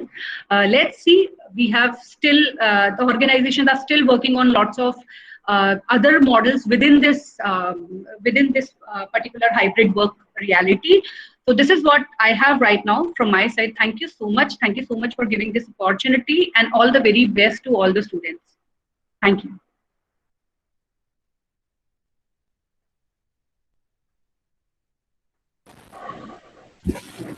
Thank you, ma'am. Your emphasis on agility, flexibility, and autonomy from an organization's purview is really appreciable. And it is quite a challenge for a company to adopt work from home option in this point of trust and performance. At the same time, knowing that there are new opportunities arising due to the change is really wonderful. Adaptability is about the powerful difference between adapting to cope and adapting to win. Next speaker in line is one such personality who has brought in adaptability to cope and win through his ventures, Mr. Raghuram Ramamurthy. With close to 2 decades of rich experience, Raghuram Ramamurthy, a parallel entrepreneur and business leader, is a founder and CEO of Rapid Acceleration Partners, a company that has built a low-code AI and RPA platform for democratizing intelligent process automation solutions. RAP is at the forefront of an exciting paradigm shift towards intelligent automation. He is also the co-founder of 𝒚𝒃𝒓𝒊𝒅, a low-code mobile app development platform targeted at the e-commerce industry, and is the #1 mobile app platform provider in the Shopify ecosystem. Raghu has helped RAP to several industry recognitions and global success with game-changing, democratized intelligent automation solutions that have proven results across myriad industries, including hospitality, shared services, healthcare, retail, banking, IT services, and many more. Raghu has won many awards to his credits and has recently been named in the Asia 1 40 Under 40 Most Influential Leaders 2020-21. Outside of work, Raghu also spends time mentoring a diverse set of students. I feel extremely proud in welcoming our speaker, Mr. Raghuram Ramamurthy, founder and CEO, Rapid Acceleration Partners, to share his thoughts on the topic. Over to you, sir.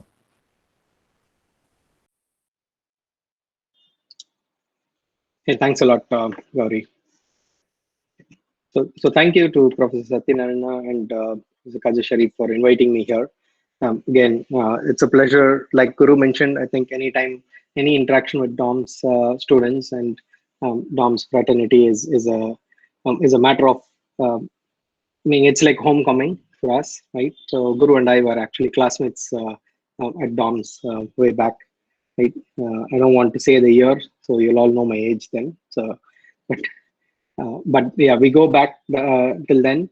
And thank you to everyone. I think we've got very different perspectives, right? So probably one thing that sets me apart in this panel of 5 speakers is I'm the only non-HR person here, right? So I'm going to give a slightly different perspective to all of you, particularly management students, right?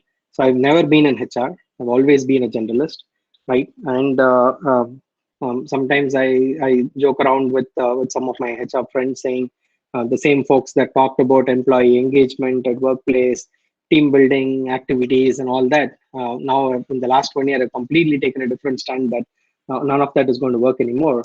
And we'll all have to look at something completely different, right? So that is essentially something that I'm going to talk about. I'll spend a little bit of time talking a little. So the other thing I think that also sets me apart in this panel is I'm probably all of the other distinguished speakers come from very, very large companies, right? Large companies with established processes and systems and all that, right? I come with experience of 2 startups, right? 2 startups that continue to grow over the last 1 year through the pandemic time, through this change, right? And also a perspective to the kind of challenges and opportunities that this model presents, right? So just taking us back a little bit, right? So one of the things that even earlier when we worked with, pre-pandemic, when people used to ask us, one of the things that I'd say is, so they would ask us, where are you headquartered, right? We work with a lot of US customers, right? A team completely in India, but products and services targeted at the US customer base. And when I usually go visit customers and they ask us, hey, where are you guys headquartered, right? We say, hey, we are headquartered somewhere on paper, but in reality, we're actually headquartered on Slack, right? Because we are a team that completely enables remote working, right? We can pretty much work anywhere, build anywhere, deploy anywhere, right? That's what we do with our platform, and we say that that's essentially what we'll be able to do, right? And one of the things that we did going into the pandemic itself was, so I had just come back from my trip to the US, and that was sometime in Feb of 2020, right? And there was a lot of talk about the pandemic in the US at that time, before I actually came to India, right? India was not even talking about it. There was just 1 or 2 stray cases here and there. But in the US, it was already making news.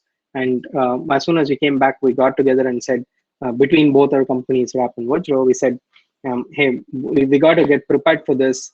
This is going to come eventually here, right? But when it comes, how are we going to deal with it? How are we going to work around it, right? And then we said, so the good thing was, like I said, because we're headquartered in Slack, we don't have a single server in the office. Everything is sitting in the cloud, right? And everyone pretty much had laptops to work on. So there were no physical computers, desktops that we were sitting on.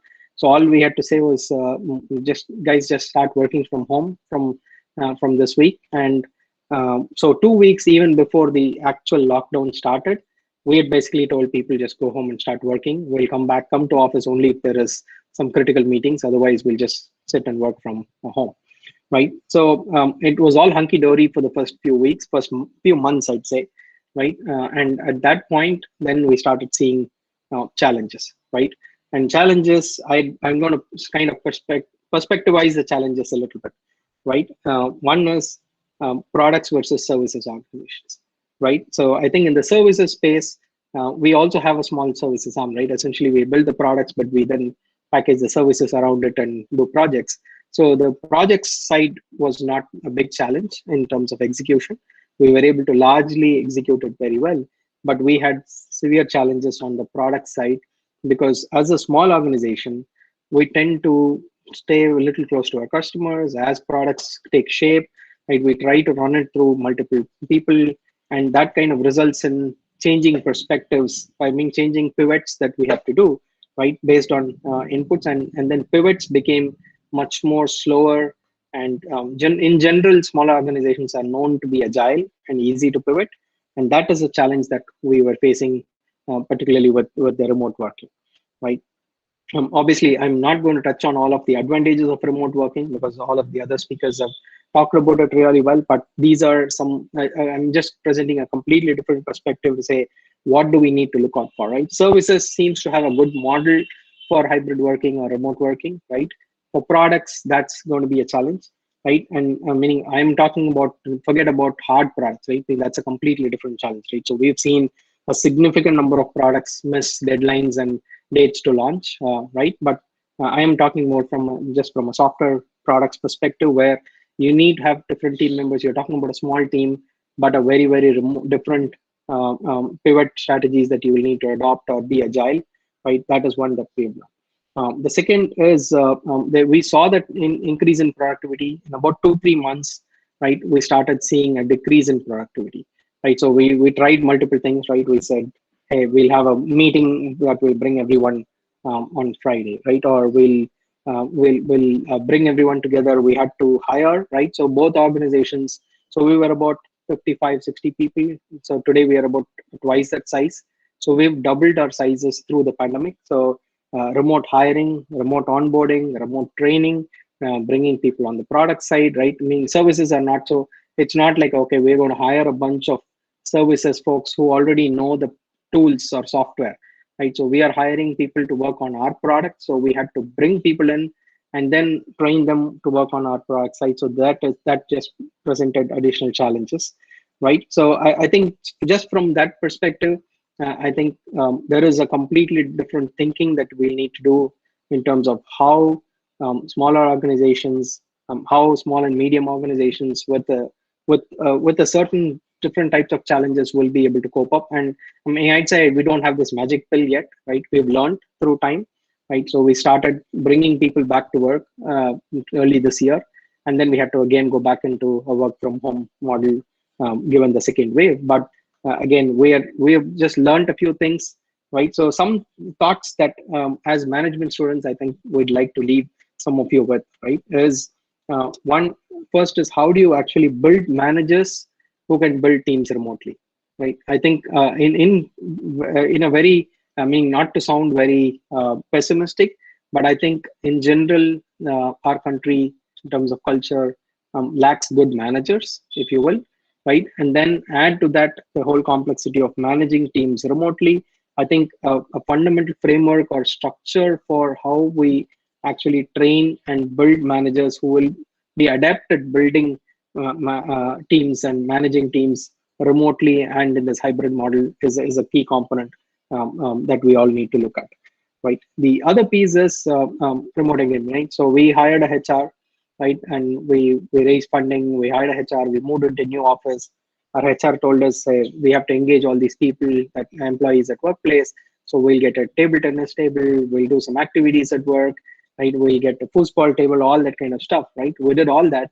Now all of that is just sitting there, right? So how do you actually build engagement activities that are that you can engage when you have a remote audience, right? That is something that is again very critical.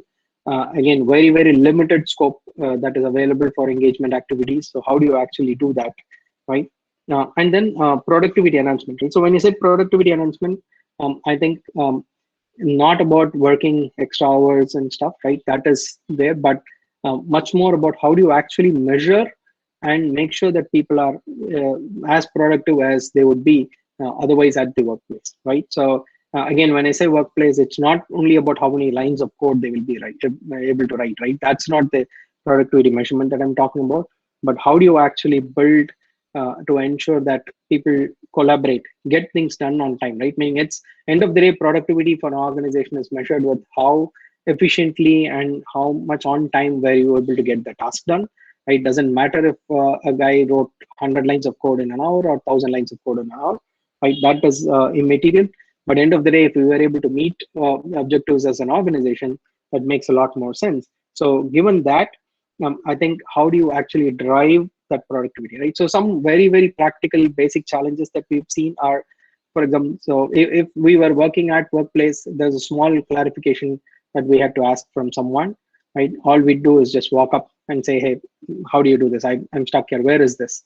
Right? And we get that answer done. Now with remote, we'll say, oh, I slacked him. He hasn't yet responded. Right? And this, it could be days before that guy gets to Slack and response because he's busy with something else. So how do you actually drive those productivity features? I think it's also a little bit of a mindset change to say, hey, how urgently do I need this? And how do I actually get that done, right? Rather than just saying, I think it's a fundamental cultural shift. And I think a large part lies as management students, right? Not just HR, but as management students, a large part lies in thinking about how do you actually drive some of those pieces up. The other piece that I'd like to touch upon is meeting efficiency, right? I think that is another. So with remote work, right? If you go out to ask team members and say, hey, how many hours were you spending on meetings pre-pandemic? How many hours do you spend on meetings after that, the moment you started going remote or hybrid, right? I can give it to you in writing that we are spending way more time on meetings, right? We are sitting in meetings that not necessarily everyone has a role to play. So I think it's an extremely critical component that we need to drive, right? And say, how do you actually drive meeting efficiencies to make life easier for people? And then I think as upper management, right, across companies, right? Yes, there is a HR perspective. HR is going to come and say, hey, we need to improve workplace experience for people. We have no way, but more employees are only willing to do remote working, and we can hire more people only if we offer that as an organization and so on.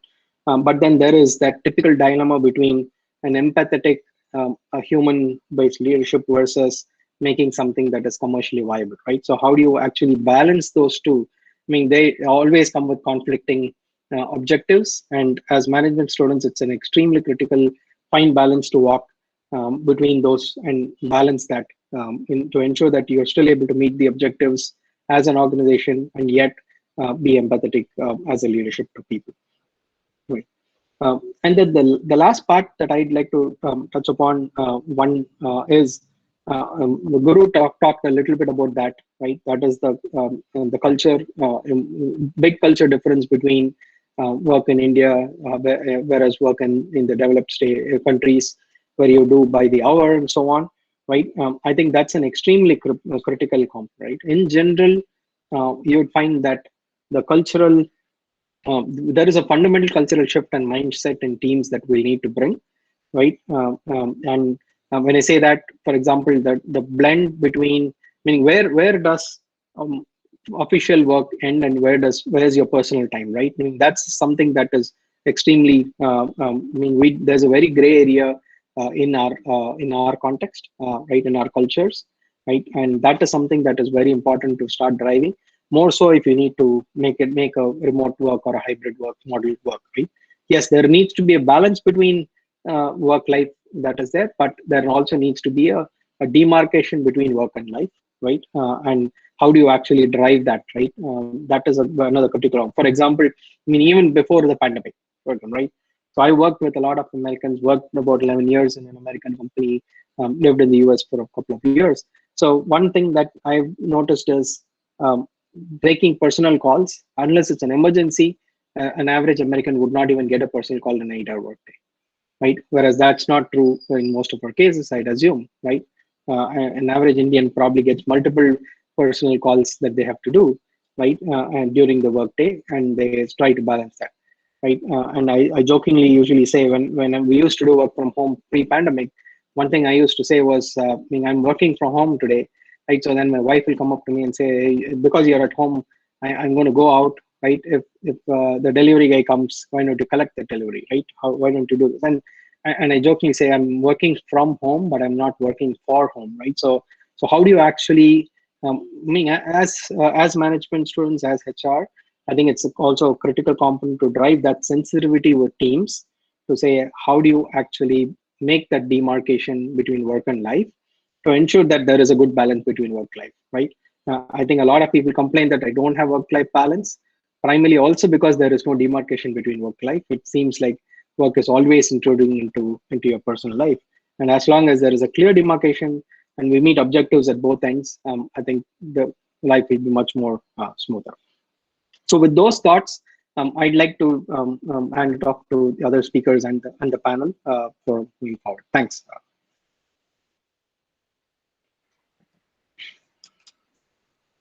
Thank you, sir, for those insightful words.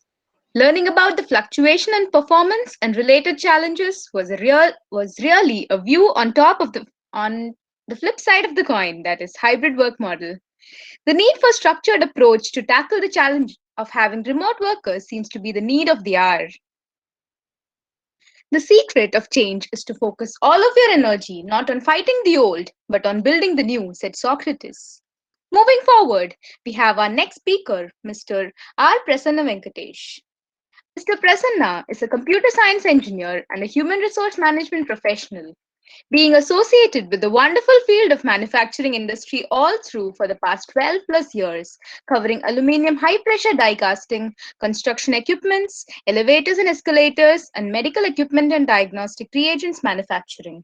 He has been associated with companies such as Ashok Leyland Joint Ventures, Mitsubishi Electric, Trivitron Healthcare, and at present with Caterpillar India Private Limited at their manufacturing facility located in Tiruvallur as a talent development consultant. In his formative years, he was associated with Tata Consultancy Services, where he had the opportunity to work with Mr. S. Gurubharan, who is also in the panel today and who apparently is his mentor too. With that said, it is an absolute honor to welcome Mr. R. Prasanna Venkatesh, Talent Development Consultant, Caterpillar Inc., to share his valuable thoughts on hybrid work model, challenges and opportunities. Yeah, hi Jabba. Thank you very much for the intro. Am I audible? Yes, sir, you're audible. Okay, thank you.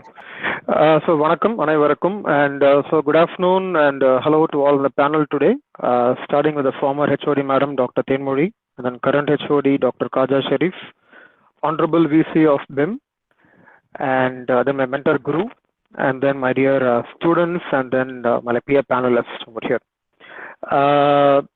I guess we are running a bit late on time, so let me stick to certain areas which have not been touched so far by the other panelists, and then probably during the next interactive session that we have when the kind of panelists open for discussion, I can pitch in with certain other points. So just a few more minutes of my intro first. First, kudos to the DOMS team to actually conduct this in HR Fusion at this in the pandemic period. And in my opinion, this basically shows or kind of reflects the commitment of the faculty members and students towards the scope of their work. I also thank Professor Satyanarayanan for inviting me here as a panel member, and it feels good to be back with the wonderful DOMS students. Okay, for some reasons best not known to me, the intro was actually changed a little. I had given a slightly more informal format, and so probably the reason why I have given it like that is when we started the meeting we had about 130 as the participants, and I can see on the screen now it's about like 100, and thankfully it shouldn't reduce further until the close of the session. And so the objective was, so behind the actual informal intro about me that I had given is to probably elevate or kind of give a jolt or wake up to all the participants. And usually if it's going to be a physical session, I will always start with a 30-minute of light physical activity, but unfortunately we cannot do it over here. So getting into today's discussion, if for you, of course, my organization does not require a introduction. We are like a 95-year-old legacy organization actually, which goes by the tagline, where there is mining, there is cat. It's as simple as that. So I actually informed Professor Satyanarayanan when he invited me on this particular topic. I had informed him saying that, sir, we actually don't do much into this particular kind of hybrid model per se as of now, because we have never shut shop in the last 1 year. So in fact, the only period where we did not work was between March 23 or 24 of last year till March 31, where we had the initial first 1 week of lockdown. And so during that period itself, our HR team, of course, like different members of my HR team were working with the district collectorate in order to get approvals to come and work.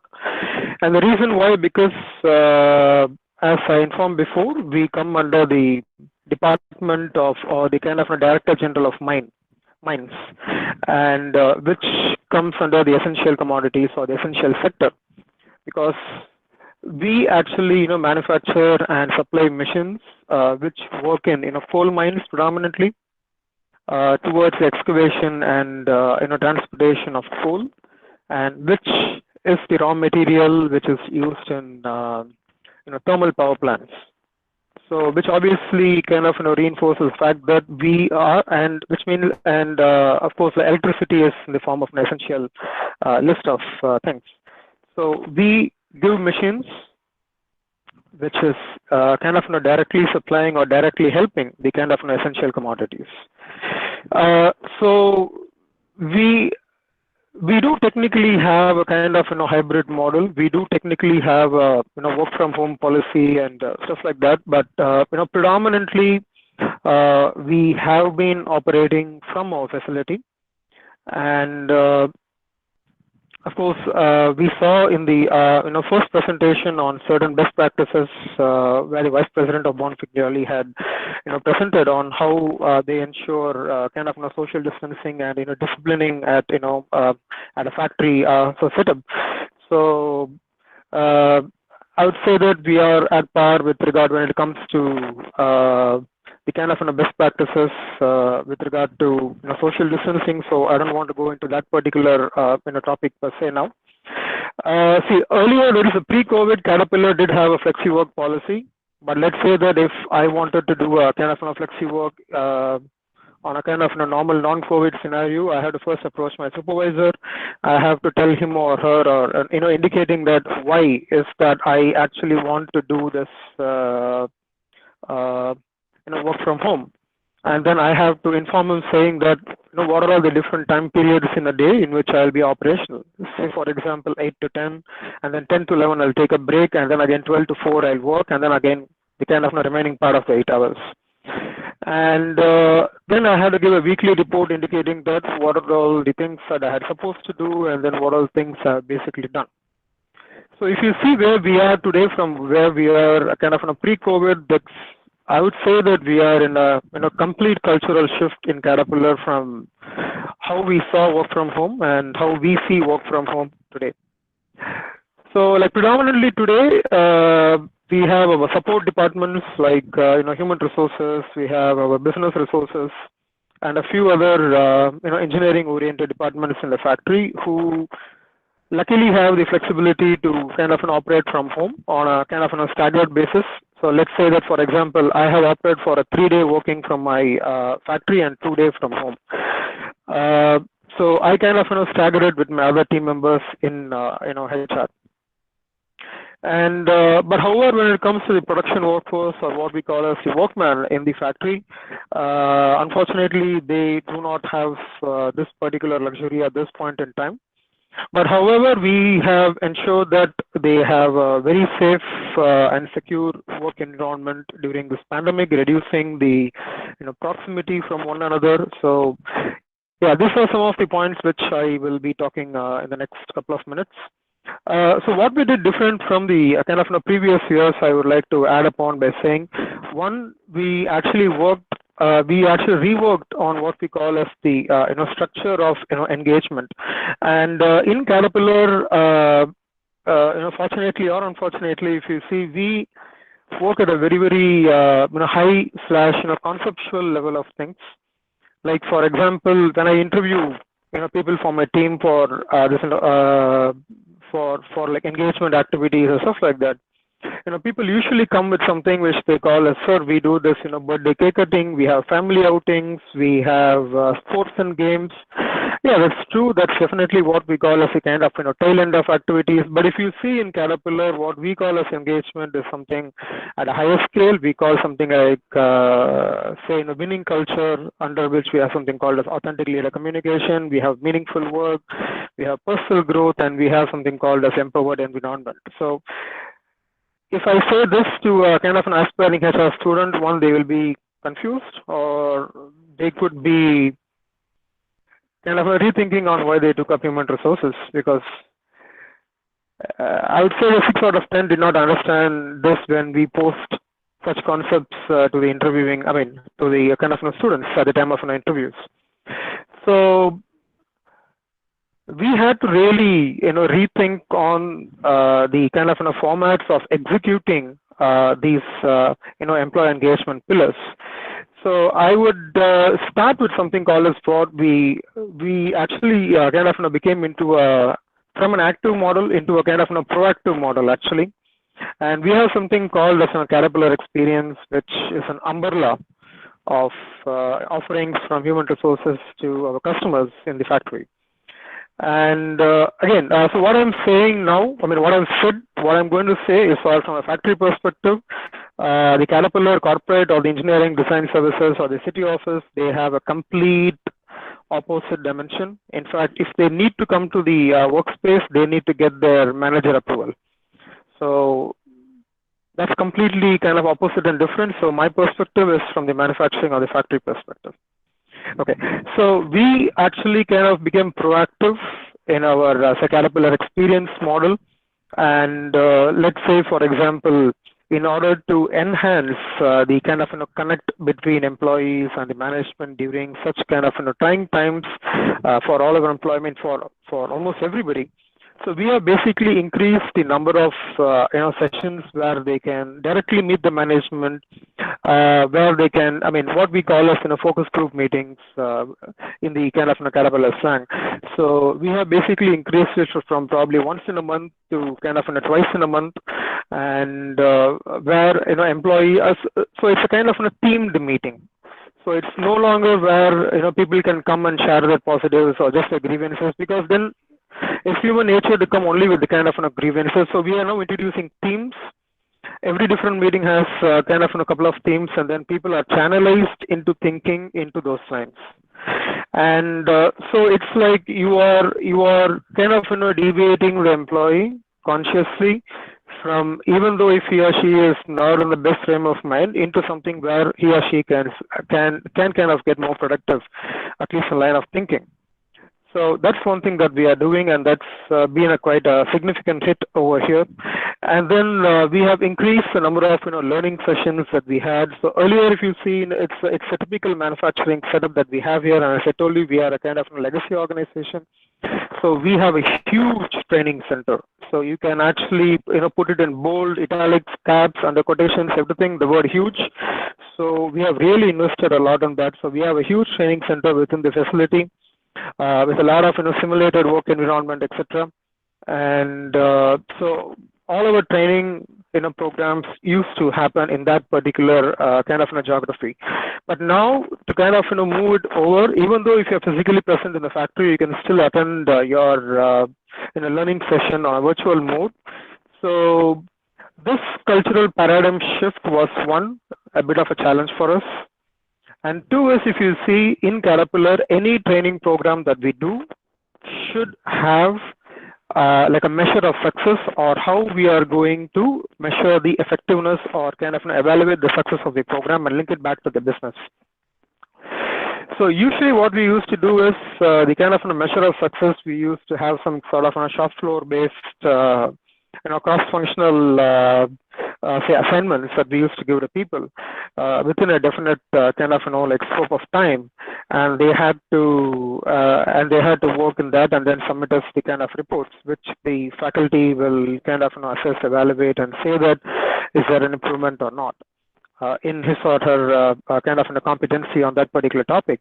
So that is something which we had to really rework on, and how to come out with virtually, but still cross-functional teams, but converting it from a shop floor to a kind of a virtual mode of doing things.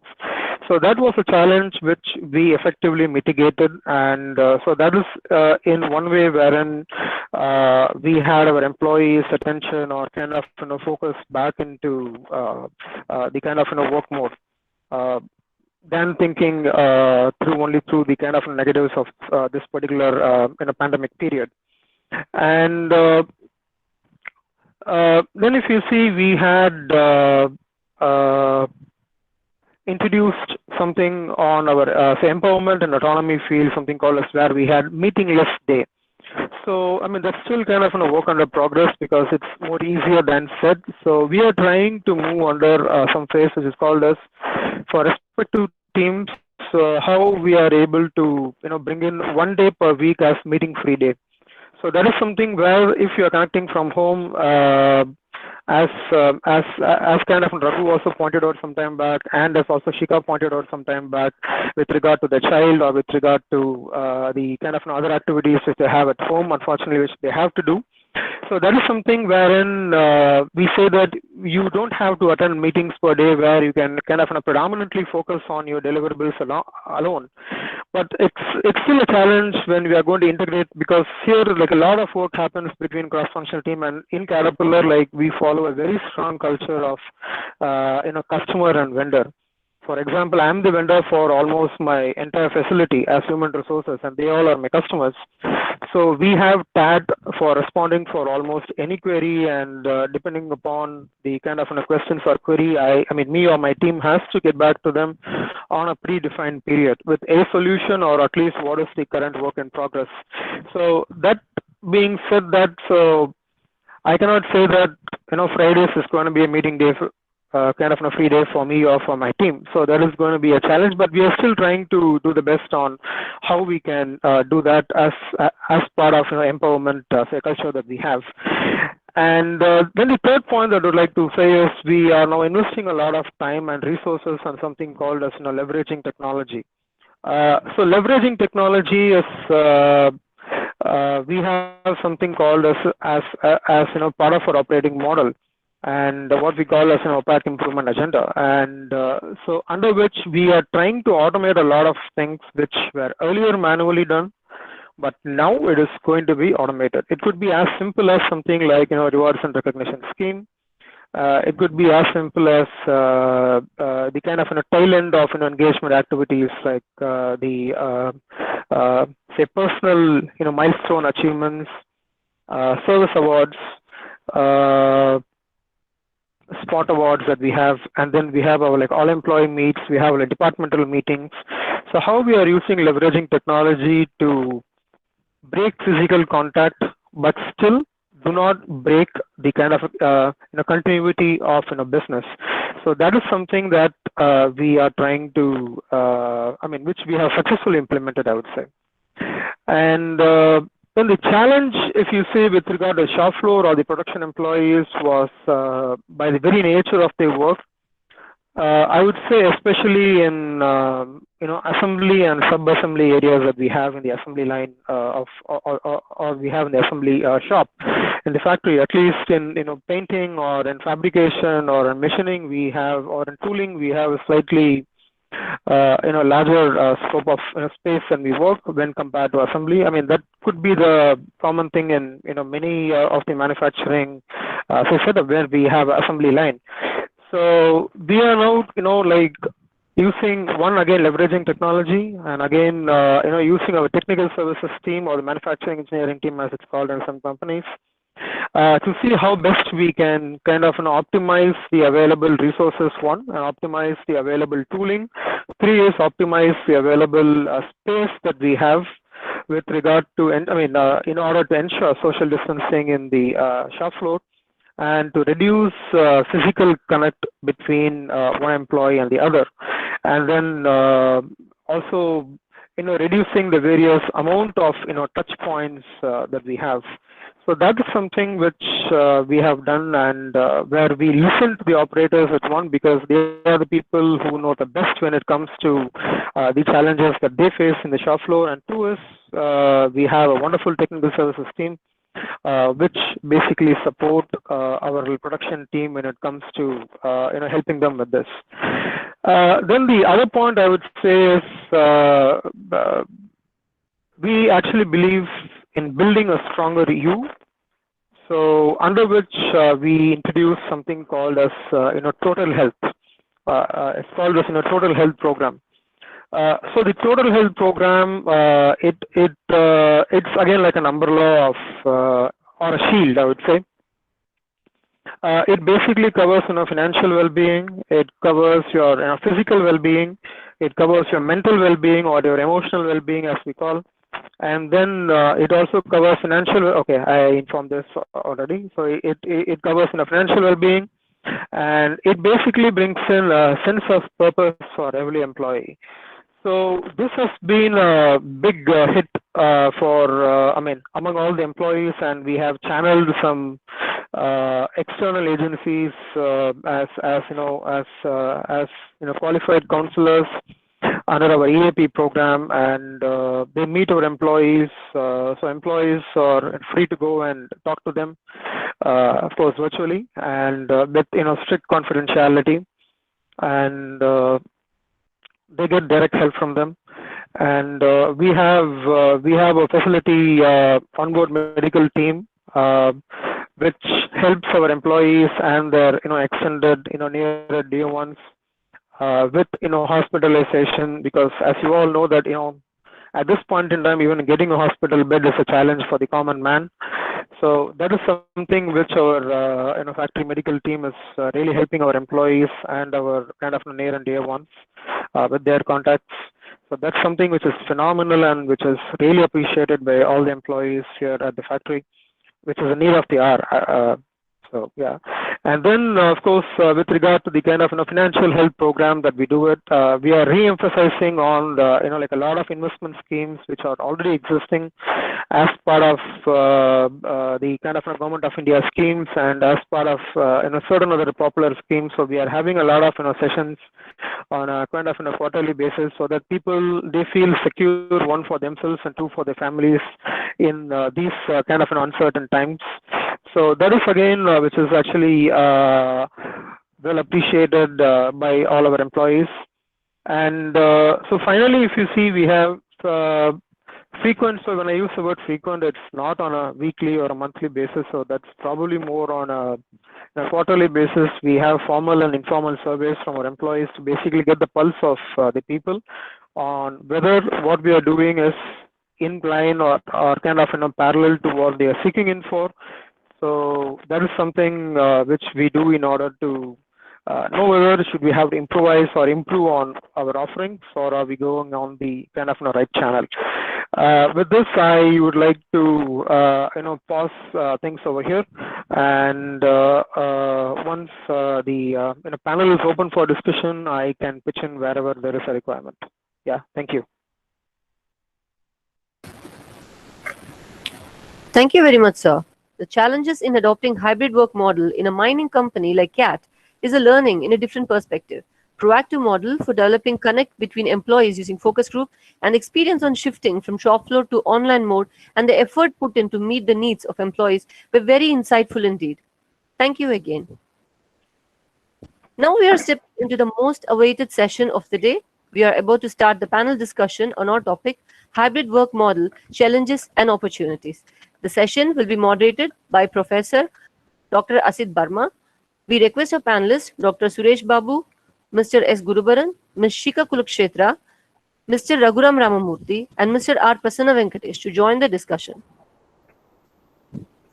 So again, welcome to this panel discussion, and we just now listened to wonderful presentation by Mr. Suresh Babu, Guruvaran, Shikha, Raghuram, and Prasanna Venkatesh, and they wonderfully presented many of the best practices adopted in their organization, and some of the trends they touched upon, and it was very, very insightful, and thank you so much. So due to possible this time constraint, so we'll make it short, and I will just have one question for each of the panelists, and I'm sure end of it there will be good takeaway for all the participants. So my first question goes to Mr. Suresh Babu. And my question is that what are the metrics to measure for the success of a hybrid work model? So can you share with us some of the best practices and policy level changes that your organization adopted to enable hybrid work model? Sure. It's a wonderful question, Professor. Thank you. Thank you for that questions. Let me give the kind of manufacturing perspectives, because every company has its own, or every sector has its own metrics to measure the effectiveness of this hybrid work model. But from my side, as a manufacturing, there are some challenges, because the hybrid work model itself is very new experiences for us. So, but nevertheless, we also tried to measure the effectiveness or the success of this hybrid wherever we implemented, in full or in partial or in particular functions. For example, our Global Design Center, it is almost 100% where we implemented the hybrid work model. And similarly, our Global IT Captive Center, where we implemented 100% the hybrid work model. Of course, if you look at now every platform is well connected. For example, Microsoft Teams is one of the common platform where everyone is collaborating for the meeting, for the discussions, or even the working files for the team or for the particular project. It is all happening through the Microsoft Teams. So there's a provision to share everything, the follow-ups, the working file, everything can happen over the Microsoft Teams. So what we are having is the software called Cortana. Cortana is something, it throw everyday dashboard about every employees who are part of this Microsoft team about the collaborations hours. In a day, out of 9 hours, for example, how many hours are really collaborating by through the Microsoft Teams? That means collaboration is nothing but the team meetings or project review meetings or any meetings that are happening over the Microsoft Teams is what we consider as a collaborative, and people are get completely engaged over these meetings. So that is the software being used, and it will throw a dashboard on a daily basis. How much time in collaborations on a daily basis the one is being taken. So we will take average of week, and then we will see whether some they're almost at par with the requirement, or anyone is really lagging over this. Nevertheless, that being the major the metrics, we also measure for example the transport cost. How much is the cost that we saved? And then the canteen cost, how much canteen expenses have saved over this period, and then of course the electricity, how much we saved the electricity. So these are all simple metrics that we measure at a factory level. But at the same time, we also look at since it's a new experiences for our own employees, how our employees are so responsive towards the mails that are being received.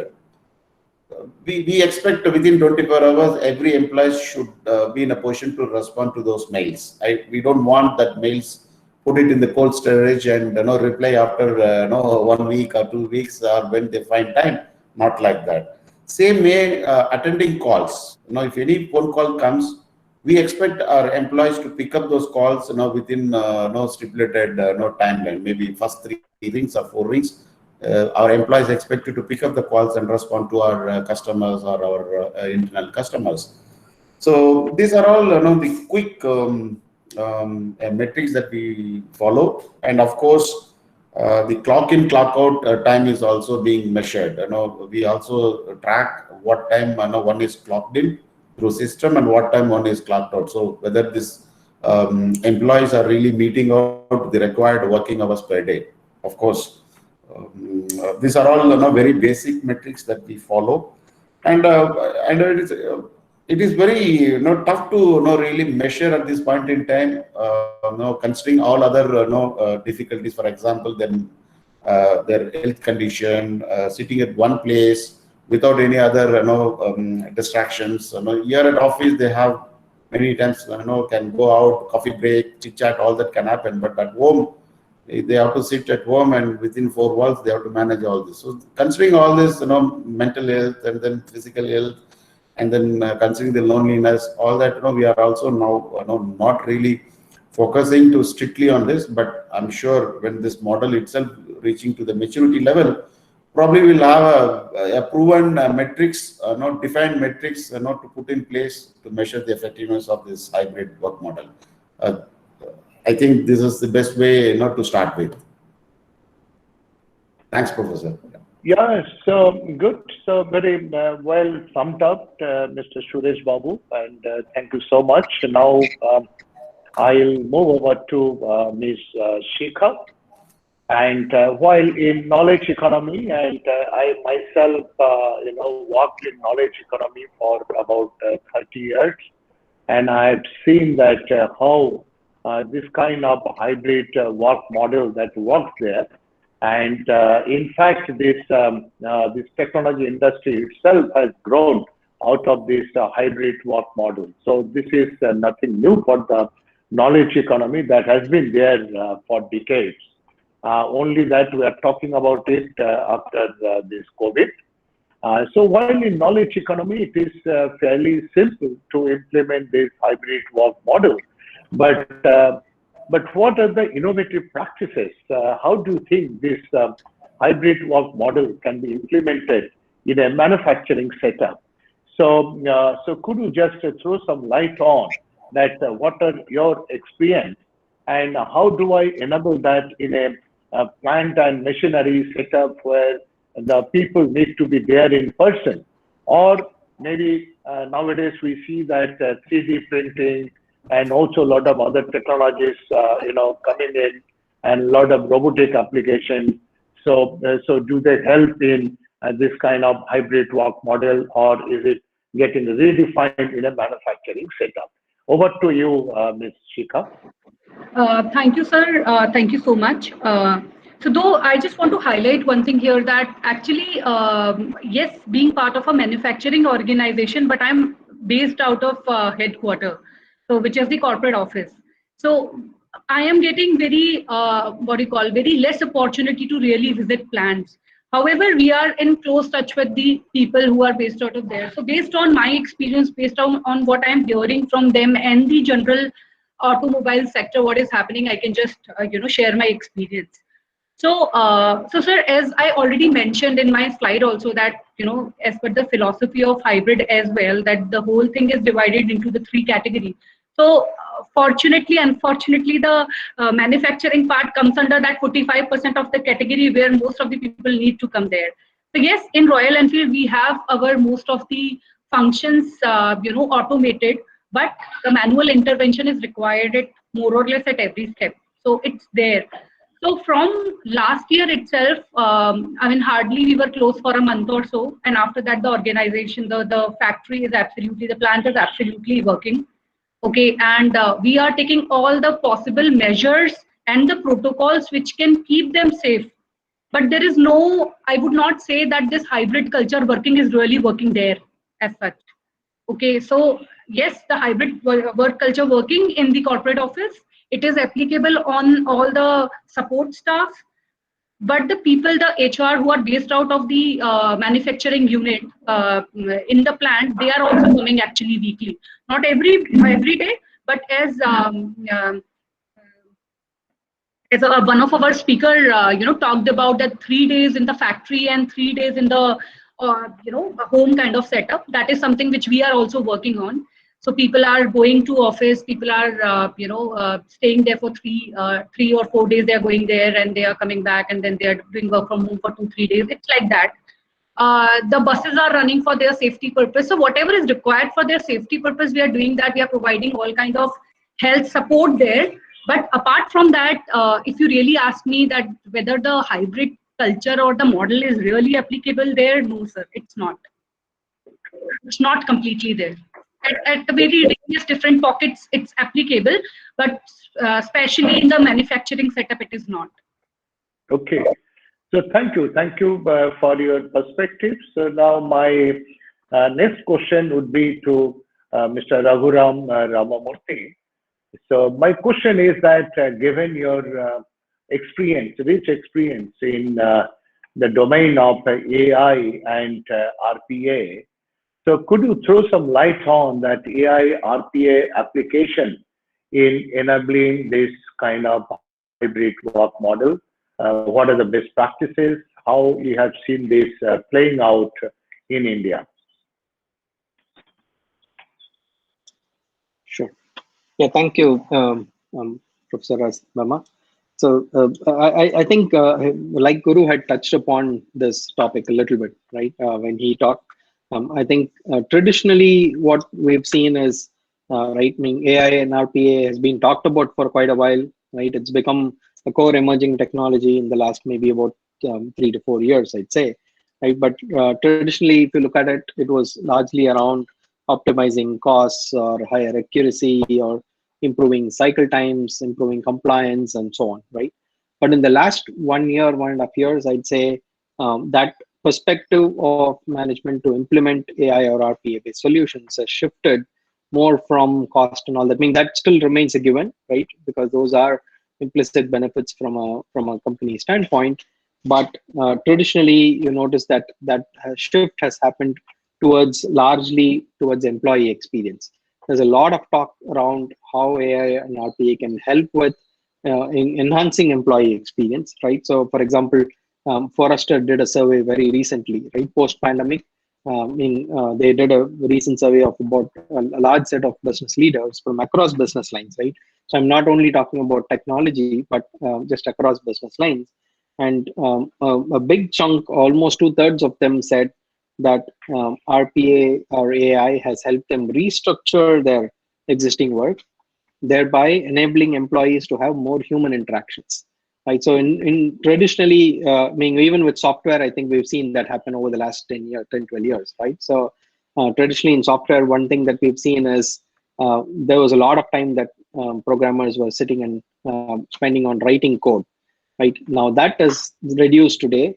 They spend a lot of time on what we call as designing algorithms, right? Designing the code, but the actual code writing has come down significantly because of a lot of automation, right? And that's, you see a lot of emergence of no code, low code kind of platforms, and that's how. And essentially, that is the shift that we're going to see in most tasks that are done at the workplace. So as management students, I think, and across, I think, so one, Guru talked about even the frontiers of what we thought could not be automated are being automated, right? So for example, the biggest, I mean, in India, I think there is slightly lesser penetration of that, but across multiple geographies, particularly the developed economies and all that, one thing we've seen is, for example, COVID detection, right? COVID detection is actually the AI technology to do COVID detection has actually surpassed human doctor ability to do COVID detection, right? From CT scans and X-rays, right? So that way, I think we've got to a point where there are tasks that are being performed better with automation. But the shift that you're going to see from an employee experience standpoint is an interesting shift that happened in the automotive space, right? I mean, so I spent a lot, maybe before we started this company, I spent the last 12 years in what you call as hard automation on the shop floor, right? So there we were doing a lot of integration work and all that, and robots. There was the concept of what you call as a cobot that was emerging, which is a collaborative robot, right? Essentially, there were always these lines and frontiers that were driven to say, meaning robots have existed, machines and robots have existed in the manufacturing space for now 30, 40 years, right? But in the last 10 years, we've seen the emergence of what you call as collaborative robots, which allow to, which work in tandem with a human. I mean, there was something saying robots had certain ways of doing things where they could not work with humans, and that frontier is broken. Today, we see that is the other emergence. So we have an equivalent of a cobot in the software, AI, and RPA space as well, where you start working hand in hand with the human. And that is going to make sure that, I mean, because people do, for want of a better word, what we call as monkey jobs, right? That is a lot of very mundane tasks. That does not mean that people are monkeys, right? So Essentially, you want to be able to get the robot to collaboratively work with you, take care of the mundane tasks, and then drive it. Particularly with the hybrid model, we've seen very traditional, being in this industry, right? Meaning we work a lot with banking, financial services, hospitality, right? We work a lot in the automotive dealership space and so on, right? So we've seen very traditional industries take to automation, right? Because that is a very encouraging sign, because these are industries that hospitality without being in the hotel, right? So how do you do that work? Well, you have to be in the hotel, but essentially, how do you build that experience in such a way that can I take care of, except the core part of showing a face to the customer? Today, that is also being replaced with kiosks and all that, right? I may still have a person, but a lot of the work is being done non-contact based. But essentially, anything that removes my need for mandatorily being in the office can be easily addressed with an AI RPA-based solution, which then can collaboratively work with the human working pretty much from anywhere and getting that same work done, right? So that is essentially where the industry is moving. So essentially, I think where we are moving is Gartner recently predicted by 2025, right? The world will have one robot for every person, right? That's the direction that we're moving to, and that will essentially, I think, help drive this model of increasing employee experience and engagement across industries, right? Not just in the technology space. Good.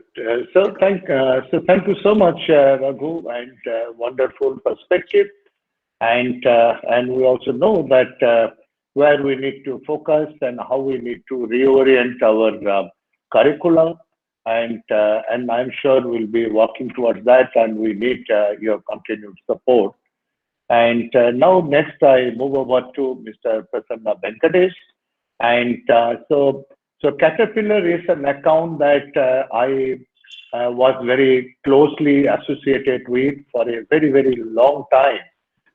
You can say that from 2004 to about 2008, for about 4 years. And I was part of 𝒂𝒑𝒏, and later on that became Tech Mahindra. And we did a lot of work around SAP and other applications for Caterpillar, both in India as well as abroad. So, so there are a lot of cultural.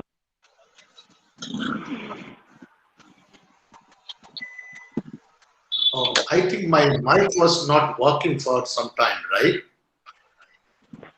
Yeah, yes, Prasanna. Now we can hear you though. Yeah. Yeah. So, so there was kind of a challenge for,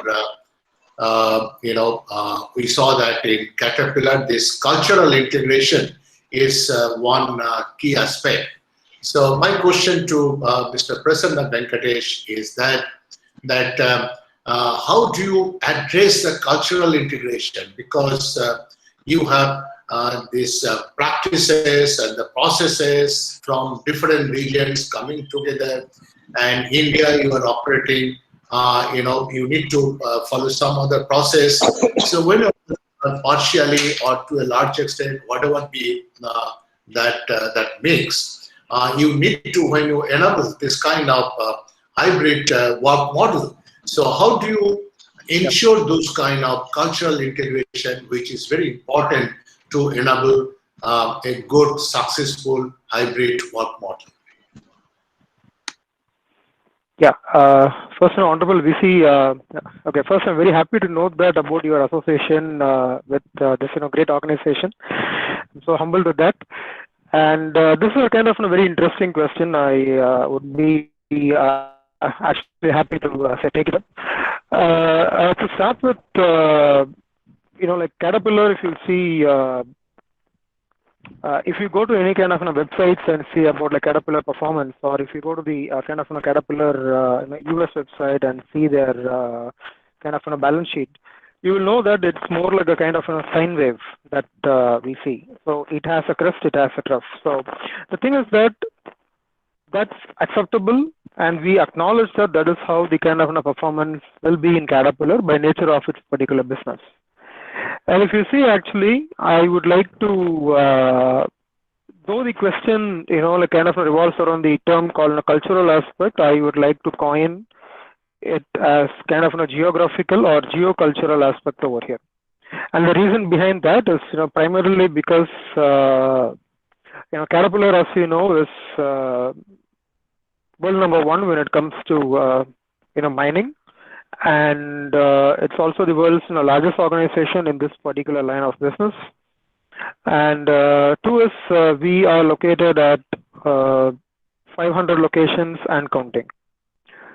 So when that is the case, actually, as our Honorable VC pointed out, we have a lot of interconnects over here. So when I use the word interconnects, we don't work on a standalone basis over here. In fact, my factory in Tiruvallur is actually called as an OTD facility. OTD stands for order to delivery. It's like I'm in CAT Australia and I give Tiruvallur kind of an order to deliver saying that this is what I need. This is what I need by August 2021. Can you do it? Can't you not do it? If you can do it, I'll give this to you. If you can't do it, I'll give it to the facility in Thailand or Indonesia, or I'll give it to somewhere in the US or UK. So that's how within CAT itself we have a vendor and a customer relationship. So it's up to Tiruvallur for us to have a good balance sheet or a good P&L to basically accept the orders from within Caterpillar itself. Right. So end of the day, we serve the external customer. That's default. But then we serve the external customer by serving the internal customer. As simple as that. So when it again, so I know coming back to this kind of geocultural aspect, which I just hinted a couple of minutes ago. So with this being the kind of challenge that we have, what measures have we taken to resolve this? It's like predominant. I mean, in this kind of COVID situation, I would kind of take it up is the kind of integration that we have within our factory when it comes to all the shops. So if you see in if any one of you here has visited our Tiruvallur factory, you will know that, as I said, we are a kind of legacy organization where we have separate individual buildings or shops for each and every operation. Like assembly, we have a separate place. We have for fabrication, we have for kind of machining, and axle plant is separate, paint shop is different. So it's actually a long walk between all these places per se. So if you see here now, what we have basically introduced over here, one, from within the kind of Tiruvallur perspective, and two is to our different kind of extended Caterpillar perspective is how they say with regard to aviation concept as kind of crew resource management. So we have something called us over here on how we are able to manage our resources very effectively, one within and one on external front. The intricate details I'm not permitted to share, so I would be on the kind of surface level of that. So the surface level details, it's I would say that one on with regard to like resource management, we have taken in on how with the existing resource, how with the existing kind of on one on kind of work from home, or one the kind of how people come to the factory and work, how still we are able to effectively kind of deliver on the intended targets. So special and primary focus is given on that. And two is how we are able to sync our business with our extended arms in different geographies. So the kind of an example I would like to say here is that when in like 2020 we saw massive amount of fatalities, unfortunately, in the US and Europe. So India was comparatively doing better at that point in time with regard to COVID management. But now the kind of tables have unfortunately changed, where the world is now supporting India because of our kind of current numbers. But if you see, they have a fairly stable line back in US and in kind of Europe. So how we are able to support one another, being in different geographies, but still able to get the work done, is something which we are very proud about at this point in time. And I would like to just add upon one more point. This is not in relation to the question which was posed by Honorable VC, but I'll just take 1 minute on this. So for the students who are over here in this particular session, if you ask me what is in for you from this particular thing. One, of course, you are listening to kind of diverse perspectives from many speakers, but what is it there for you as a student, which has a kind of direct takeaway? I would like to just say a couple of points to you. One, it will be on one, please get yourself vaccinated starting from 1 May when the government opens up for 18+. 2 is be flexible. I'm sure that you are, your kind of college faculties would have already told you on this, and your friends and families might have told you. So when I use the word be flexible, I'm sure that you all will be having your, okay, this is what I want to do, this is what I want to be, this is the industry I want to be, this is the organization I want to work with. Very true. We all have aim on that one. But then in the current situation of this in the COVID-19, accept the opportunity that comes across to you initially. Build your expertise upon, and then you can try to move ahead. 3 is be proactive, be a self-starter. So that is something in this work from home scenario, every organization or every supervisor or manager expects from their respective team members. Because sitting here managing a team of 10, I cannot keep calling everybody every single day. So that is something which I expect from my team, my supervisor expects from me, and so on. And 3 is be participative and communicative. So that is something which is very important. Work along with your organization culture, where if they feel that somebody has to keep reporting to them on a daily basis or in a kind of more than once in a day, do it. You may like it, may not like it, but do it. And then the last one is please be open to learning. Like last evening, I was speaking to Guru on an informal manner, and he told me that he walks around 2 to 3 hours in a day because he is now not able to go to the gym because of the closure of gym. So I asked him how does he kind of organize his calls. So he said that whichever calls where the data or the laptop is required, he does it in the morning, and whichever calls where it's more of an idea generation or something, he does it when he is walking, because a breath of fresh air makes him think better and come out with more innovative ideas. So this is something which, this is not a ISRO secret or a rocket science which none of us knew, but this is something which I didn't try so far. So I'm going to try this, and I'm going to try to put across to my team on coming Monday as my kind of toolbox talk in the morning. So we'll see whether this works for my team. So this is something which I was receptive and open to learning from the kind of a casual talk which happened last evening. So please try and follow these things, and you will be much more successful in your scope of work. Yeah. Thank you, and over to the Honorable VC. Yes, so wonderful, Prasanna. And so my sincere thanks to all the distinguished panelists. And we'll continue our association. And also, I must appreciate our anchor of the day, 𝒂𝒂. So I think you did a very good job, and you deserve a round of applause. Okay. Thank you so much, sir. Such an honor hearing from you. And also thanks to everyone in the audience. Now we have about 93 in audience. So thanks for your patient hearing. And just to do a quick sum up. So while we all agree that this hybrid work model is a new work model that is emerging, and we need remote work. And we also know that how remote work or hybrid work model can enhance productivity, and then there are many studies done on that. At the same time, this kind of implementation hybrid work model, it has a lot of challenge as well. It is not easy.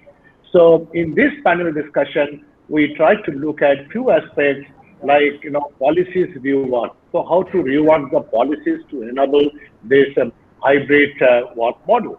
Then next is enabling tech-driven work practices. So what all technologies we can enable to make this hybrid work model successful. We also saw that what are the best practices in a factory setup, while we know that it is easy relatively to implement a hybrid work model in a knowledge sector. But when it comes to a factory setup, how do we do that?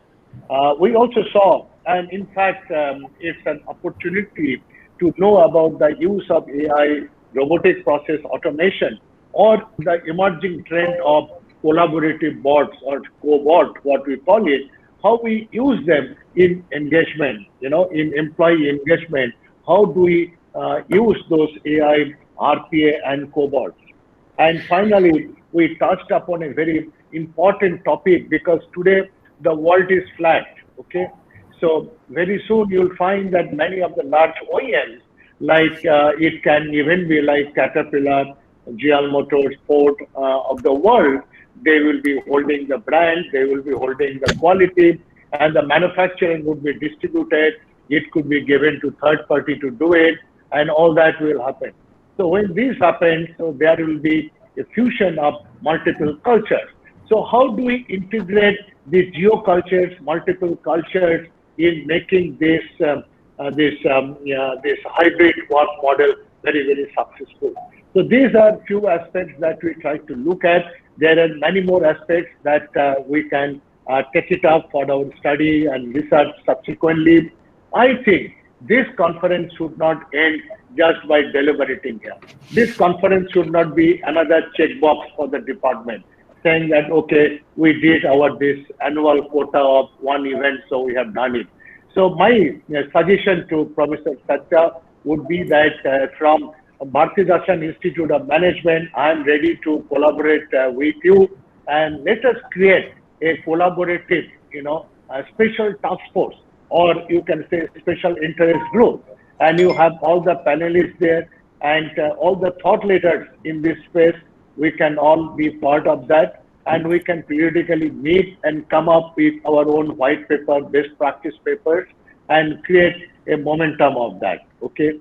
Yes, sir. It's my pleasure, sir. It's my pleasure that our department will surely coordinate with one of the India's greatest business school, VOM.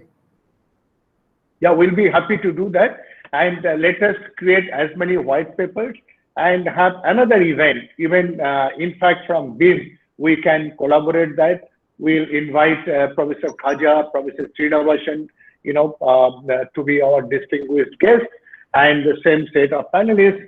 And we'll have more, representation from the industry and discuss this pertinent topic. What are the new frontiers in this kind of, collaborative work? Okay. So with that, I conclude. I wish you all the best, and please stay safe. And as Mr. Prasanna very rightly said, so go for the vaccination. And I got delayed thinking about Covaxin or that other one, Covishield. So I was tossing with that idea, but don't do that. Take the vaccine that you find immediately available. Stay safe. All the best. See you again. Bye bye. Over to you. Thank you so much. It was a wonderful discussion. We learned so much on the metrics to measure success in this post-COVID pandemic time, the implementation of hybrid work model in manufacturing sectors, the best practices in AI and RPA in hybrid work model, and whatnot. We thank once again all the panelists and our respected moderator for this beautiful session. The most beautiful way to start and end the day is with a grateful heart. To express our gratitude to all our chief guests and everyone gathered here, we request Dr. Satyanarayan Sir, Associate Professor, Department of Management Studies, to present the vote of thanks. It gives me immense pleasure for proposing vote of thanks for what has been a thoughtful, provoking, and a future-directing first online HR Fusion 2021 on the topic hybrid work model, challenges and opportunities. First and foremost, I would like to express my deep sense of gratitude to Honorable Vice Chancellor, University of Madras, for having very graciously accepted to preside in today's function. But he could not turn up for the last minute important work. My special thanks to former Registrar, University of Madras, Member Syndicate, and HOD Department of Econometrics for considerately consented to deliver the presidential address despite his busy schedule. Thank you a lot, sir. Though it was a last-minute call, you accepted it affably. I would also like to thank our chief guest, Professor Dr. Asit K. Verma, Director, Bharatiya Darshan Institute of Management, Trichy, for accepting and delivering the inaugural address, which was stunning and beautiful. Your inaugural address covered the complete aspect of hybrid work model, sir. Your words captured the real challenges the various industry faces. Sir, permit me to mention our appreciation of accepting as a chief guest, delivering the inaugural address, and to be as a moderator, making the panel discussion vibrant and live, sir. Thank you. My special word of thanks go out to all the speakers, Mr. S. Suresh Babu, Vice President, Human Capital, 𝒚𝒃𝒊𝒅 Transmissions Private Limited, Mr. S. Gurubaran, General Manager, Human Resources, Tata Consultancy Services, Ms. S. 𝒚𝒃𝒓𝒊𝒅 HR Professional, Royal Enfield, Mr. Raghuraman Ramamurthy, Founder and CEO, Rapid Accelerations Partners, Mr. R. Prasanna Venkatesh, Talent Development Consultant, Caterpillar Industries, for their participation, presentation, sharing, delivering, and discussing in the panel discussion, for taking out their time to be with us today. Every speaker captured the real spirit of the theme. We remain in depth to all the panel members for commenting on the topic hybrid work model challenges and opportunities. My thanks to our HOD, Professor Khaja Sharif, for delivering welcome address and be instrumental by providing constant support and encouragement. We remain grateful to our former head of the department, Professor Emeritus, Dr. Thenmozhi, for her motivation and guidance. I like to include my colleagues, Dr. Manjula, Dr. Usha, Dr. Vanita Agarwal, Dr. Kanagalakshmi, Dr. Shiva, Dr. Joseph, by thanking them for their wishes and encouragement. I want to take time to thank Mr. T.K. Prem Kumar for suggesting this topic and Dr. Aramudan in helping us in his own way. A special praise and thanks to former General Secretary, Mr. Ilamurugu, brochure designer, VOX, Mr. Rishi, corporate coordinator, Ms. Gauri, PRO, Mr. Nambi, deserves a special mention for helping us in various ways for making this function a successful one. I am grateful to newly elected General Secretary, Ms. Neha, and newly elected VOX members for their help. Our words may not be capable of communicating our sense of thanks for all our office staffs, students, faculty members, and the students of our affiliated colleges, people from the industry, and other dignitaries. Thank you very much.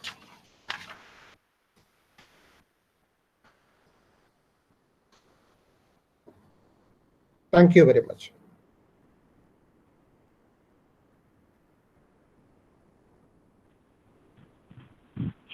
Thank you, Professor. Thank you all. Thank you. Thank you, sir. Thank you all, sir. Thank you all. Thank you. Thank you, madam. Thank you. Thank you, everyone. Gauri, Thank you, sir. yes. Thank you, sir. Barman sir. Thank you. Thank you. Yes, Gauri, Thank you, we'll madam. go for a Thank you, national. madam. Yes. Doing good. How are you? I'm To see you. doing good and look forward to see you whenever you are in Fiji. Come over. It's good to see you and have you back. Gauri? Very nice. Good. So, hello. Thank you. As a moderator. Yes, we'll start the national anthem. Thank you. Yes, sir. Sorry. My internet. Sorry. Thank you, sir, for such heartwarming words, and thanks to all our moderator, Dr. Asit sir, and all the panelists for sharing their expertise with our students. It was really a great opportunity in learning from you all. People will try to tell you that all the great opportunities have been snapped up. In reality, the world changes every second, blowing new opportunities in all directions, including yours, says Ken Hakuta. Thank you one and all for your graceful presence. Though we are at the last bite of the fruit, today's event has shown the seeds of hybrid work culture in the hearts and minds of our participants. I request everyone logged in to raise for the national anthem.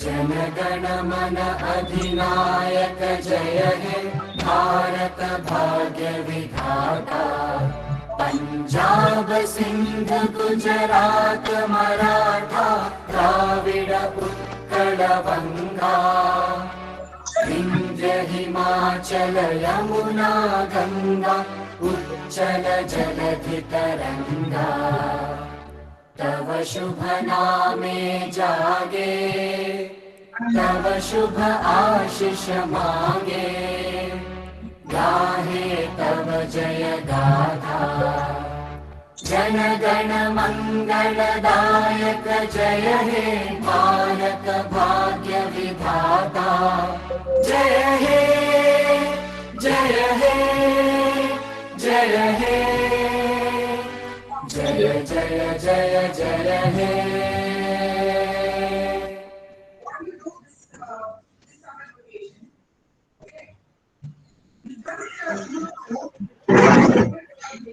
Prem Kumar sir. Yes, madam. How are you? Jubilant. Let's move the pramada pochilla. Suprabhat sir. Nalla good, nice. Nalla, I really enjoyed it. Now, actually, most of the time was there. Nalla did actually. அதுவும் இந்த டிசிஎஸ்ல சொன்னது ரொம்ப நல்லா ரொம்ப attract பண்றாரு எல்லாரையுமே. யார் student? எல்லாம் உங்க ஸ்டூடெண்ட் எல்லாத்துலயும் கொடி கட்டி பறக்குறான்னு நினைக்கிறேன்ல. Great. Guru is very good. Nice, really is nice. நல்லா பண்ணிருந்தாரு. That's a great thing. Nice, madam. Parala, I could see from all of your faces ஒரு jubilant to satisfaction இருக்குல்ல. சத்யா சார் தான் எல்லா புகழும். எல்லா புகழும். ஆமா எல்லா புகழும் சத்யா சார். சத்யா சார் சூப்பரா பண்ணிட்டீங்க சார். எல்லா உங்களுடைய என்கரேஜ்மெண்ட் அண்ட் விஷஸ் சாருக்கு தான் ஸ்பெஷல் தேங்க்ஸ் சொல்லணும். ஐயோ குமார் சார் சார் குவைட்டா பாருங்க பிரமாதம் பண்ணிட்டார்ல. நல்ல ஒரு நல்ல ஒரு சைலண்டா பண்ணுவார். ஆமா Thank you very much for everyone, sir. Thank you very much. Thank you, sir. Thank you all of you. Thank you very much. Thank you very much. We'll catch up. Thank you, madam. Thank you. Anlashmi, bye. எப்படி இருக்கமா? Thank you, madam. Thank you, madam. Thank you. All of you stay safe, stay healthy. Yes, sir. That's very important. Friends, thank you very much. It's quite challenging. So, nalla careful ஜாகிரதையா இருக்கணும். ரொம்ப important. எல்லாரும் வேக்சினேஷன்லாம் கொஞ்சம் குயிக்கா போட்டுங்க போடாதவங்களா. ஆமாங்க sir. சரிங்க sir. Okay, madam. Take care, madam. பார்க்கலாம். Manju tata. Break sir. Thank you, madam. Take care. பார்க்கலாம், madam. Thank you, sir. Gowri ஜபா நல்லா பண்ணீங்க. கௌரி ஜபா. Thank you very much. Yeah, especially Gauri Akka. All credits to Gauri Akka. She was the one who helped with the entire script and everything. Actually, Jabba was very participative as well, ma'am. She stayed with me till 10:30 and we practiced yesterday. So, without that and all. The voice தான். The voice வந்து sir, இல்ல ரெண்டு பேருக்குமே almost ஒரே மாதிரி voice இருந்தது sir. I was like surprised to see actually Jabba. ரெண்டு பேரும் so professional it was actually. So professional and உங்க நம்ம ப்ரோகிராம்க்கு ஈக்குவலா இருந்தது உங்களுடைய compering கேப்பபிலிட்டிஸும். Thank you very much. Thank you so much. Yeah, thank you all of you. Very well done. Thank you, ma'am. Thank you, ma'am. Let me take you. Ma'am, we really miss your classes actually. Me too. I miss being in your class and the moment I see you, it's kind of emotional. Same here, Gauri. I also miss seeing you all. So the liking is mutual and the missing is also mutual. Yes. Thank you very much, ma'am. Bye. See you all. Yes, sir. Thank you very much, sir. Thank you, sir.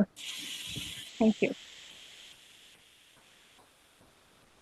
Congrats, Jabba. Thank you, sir. Your Congrats voice was to you so too. nice.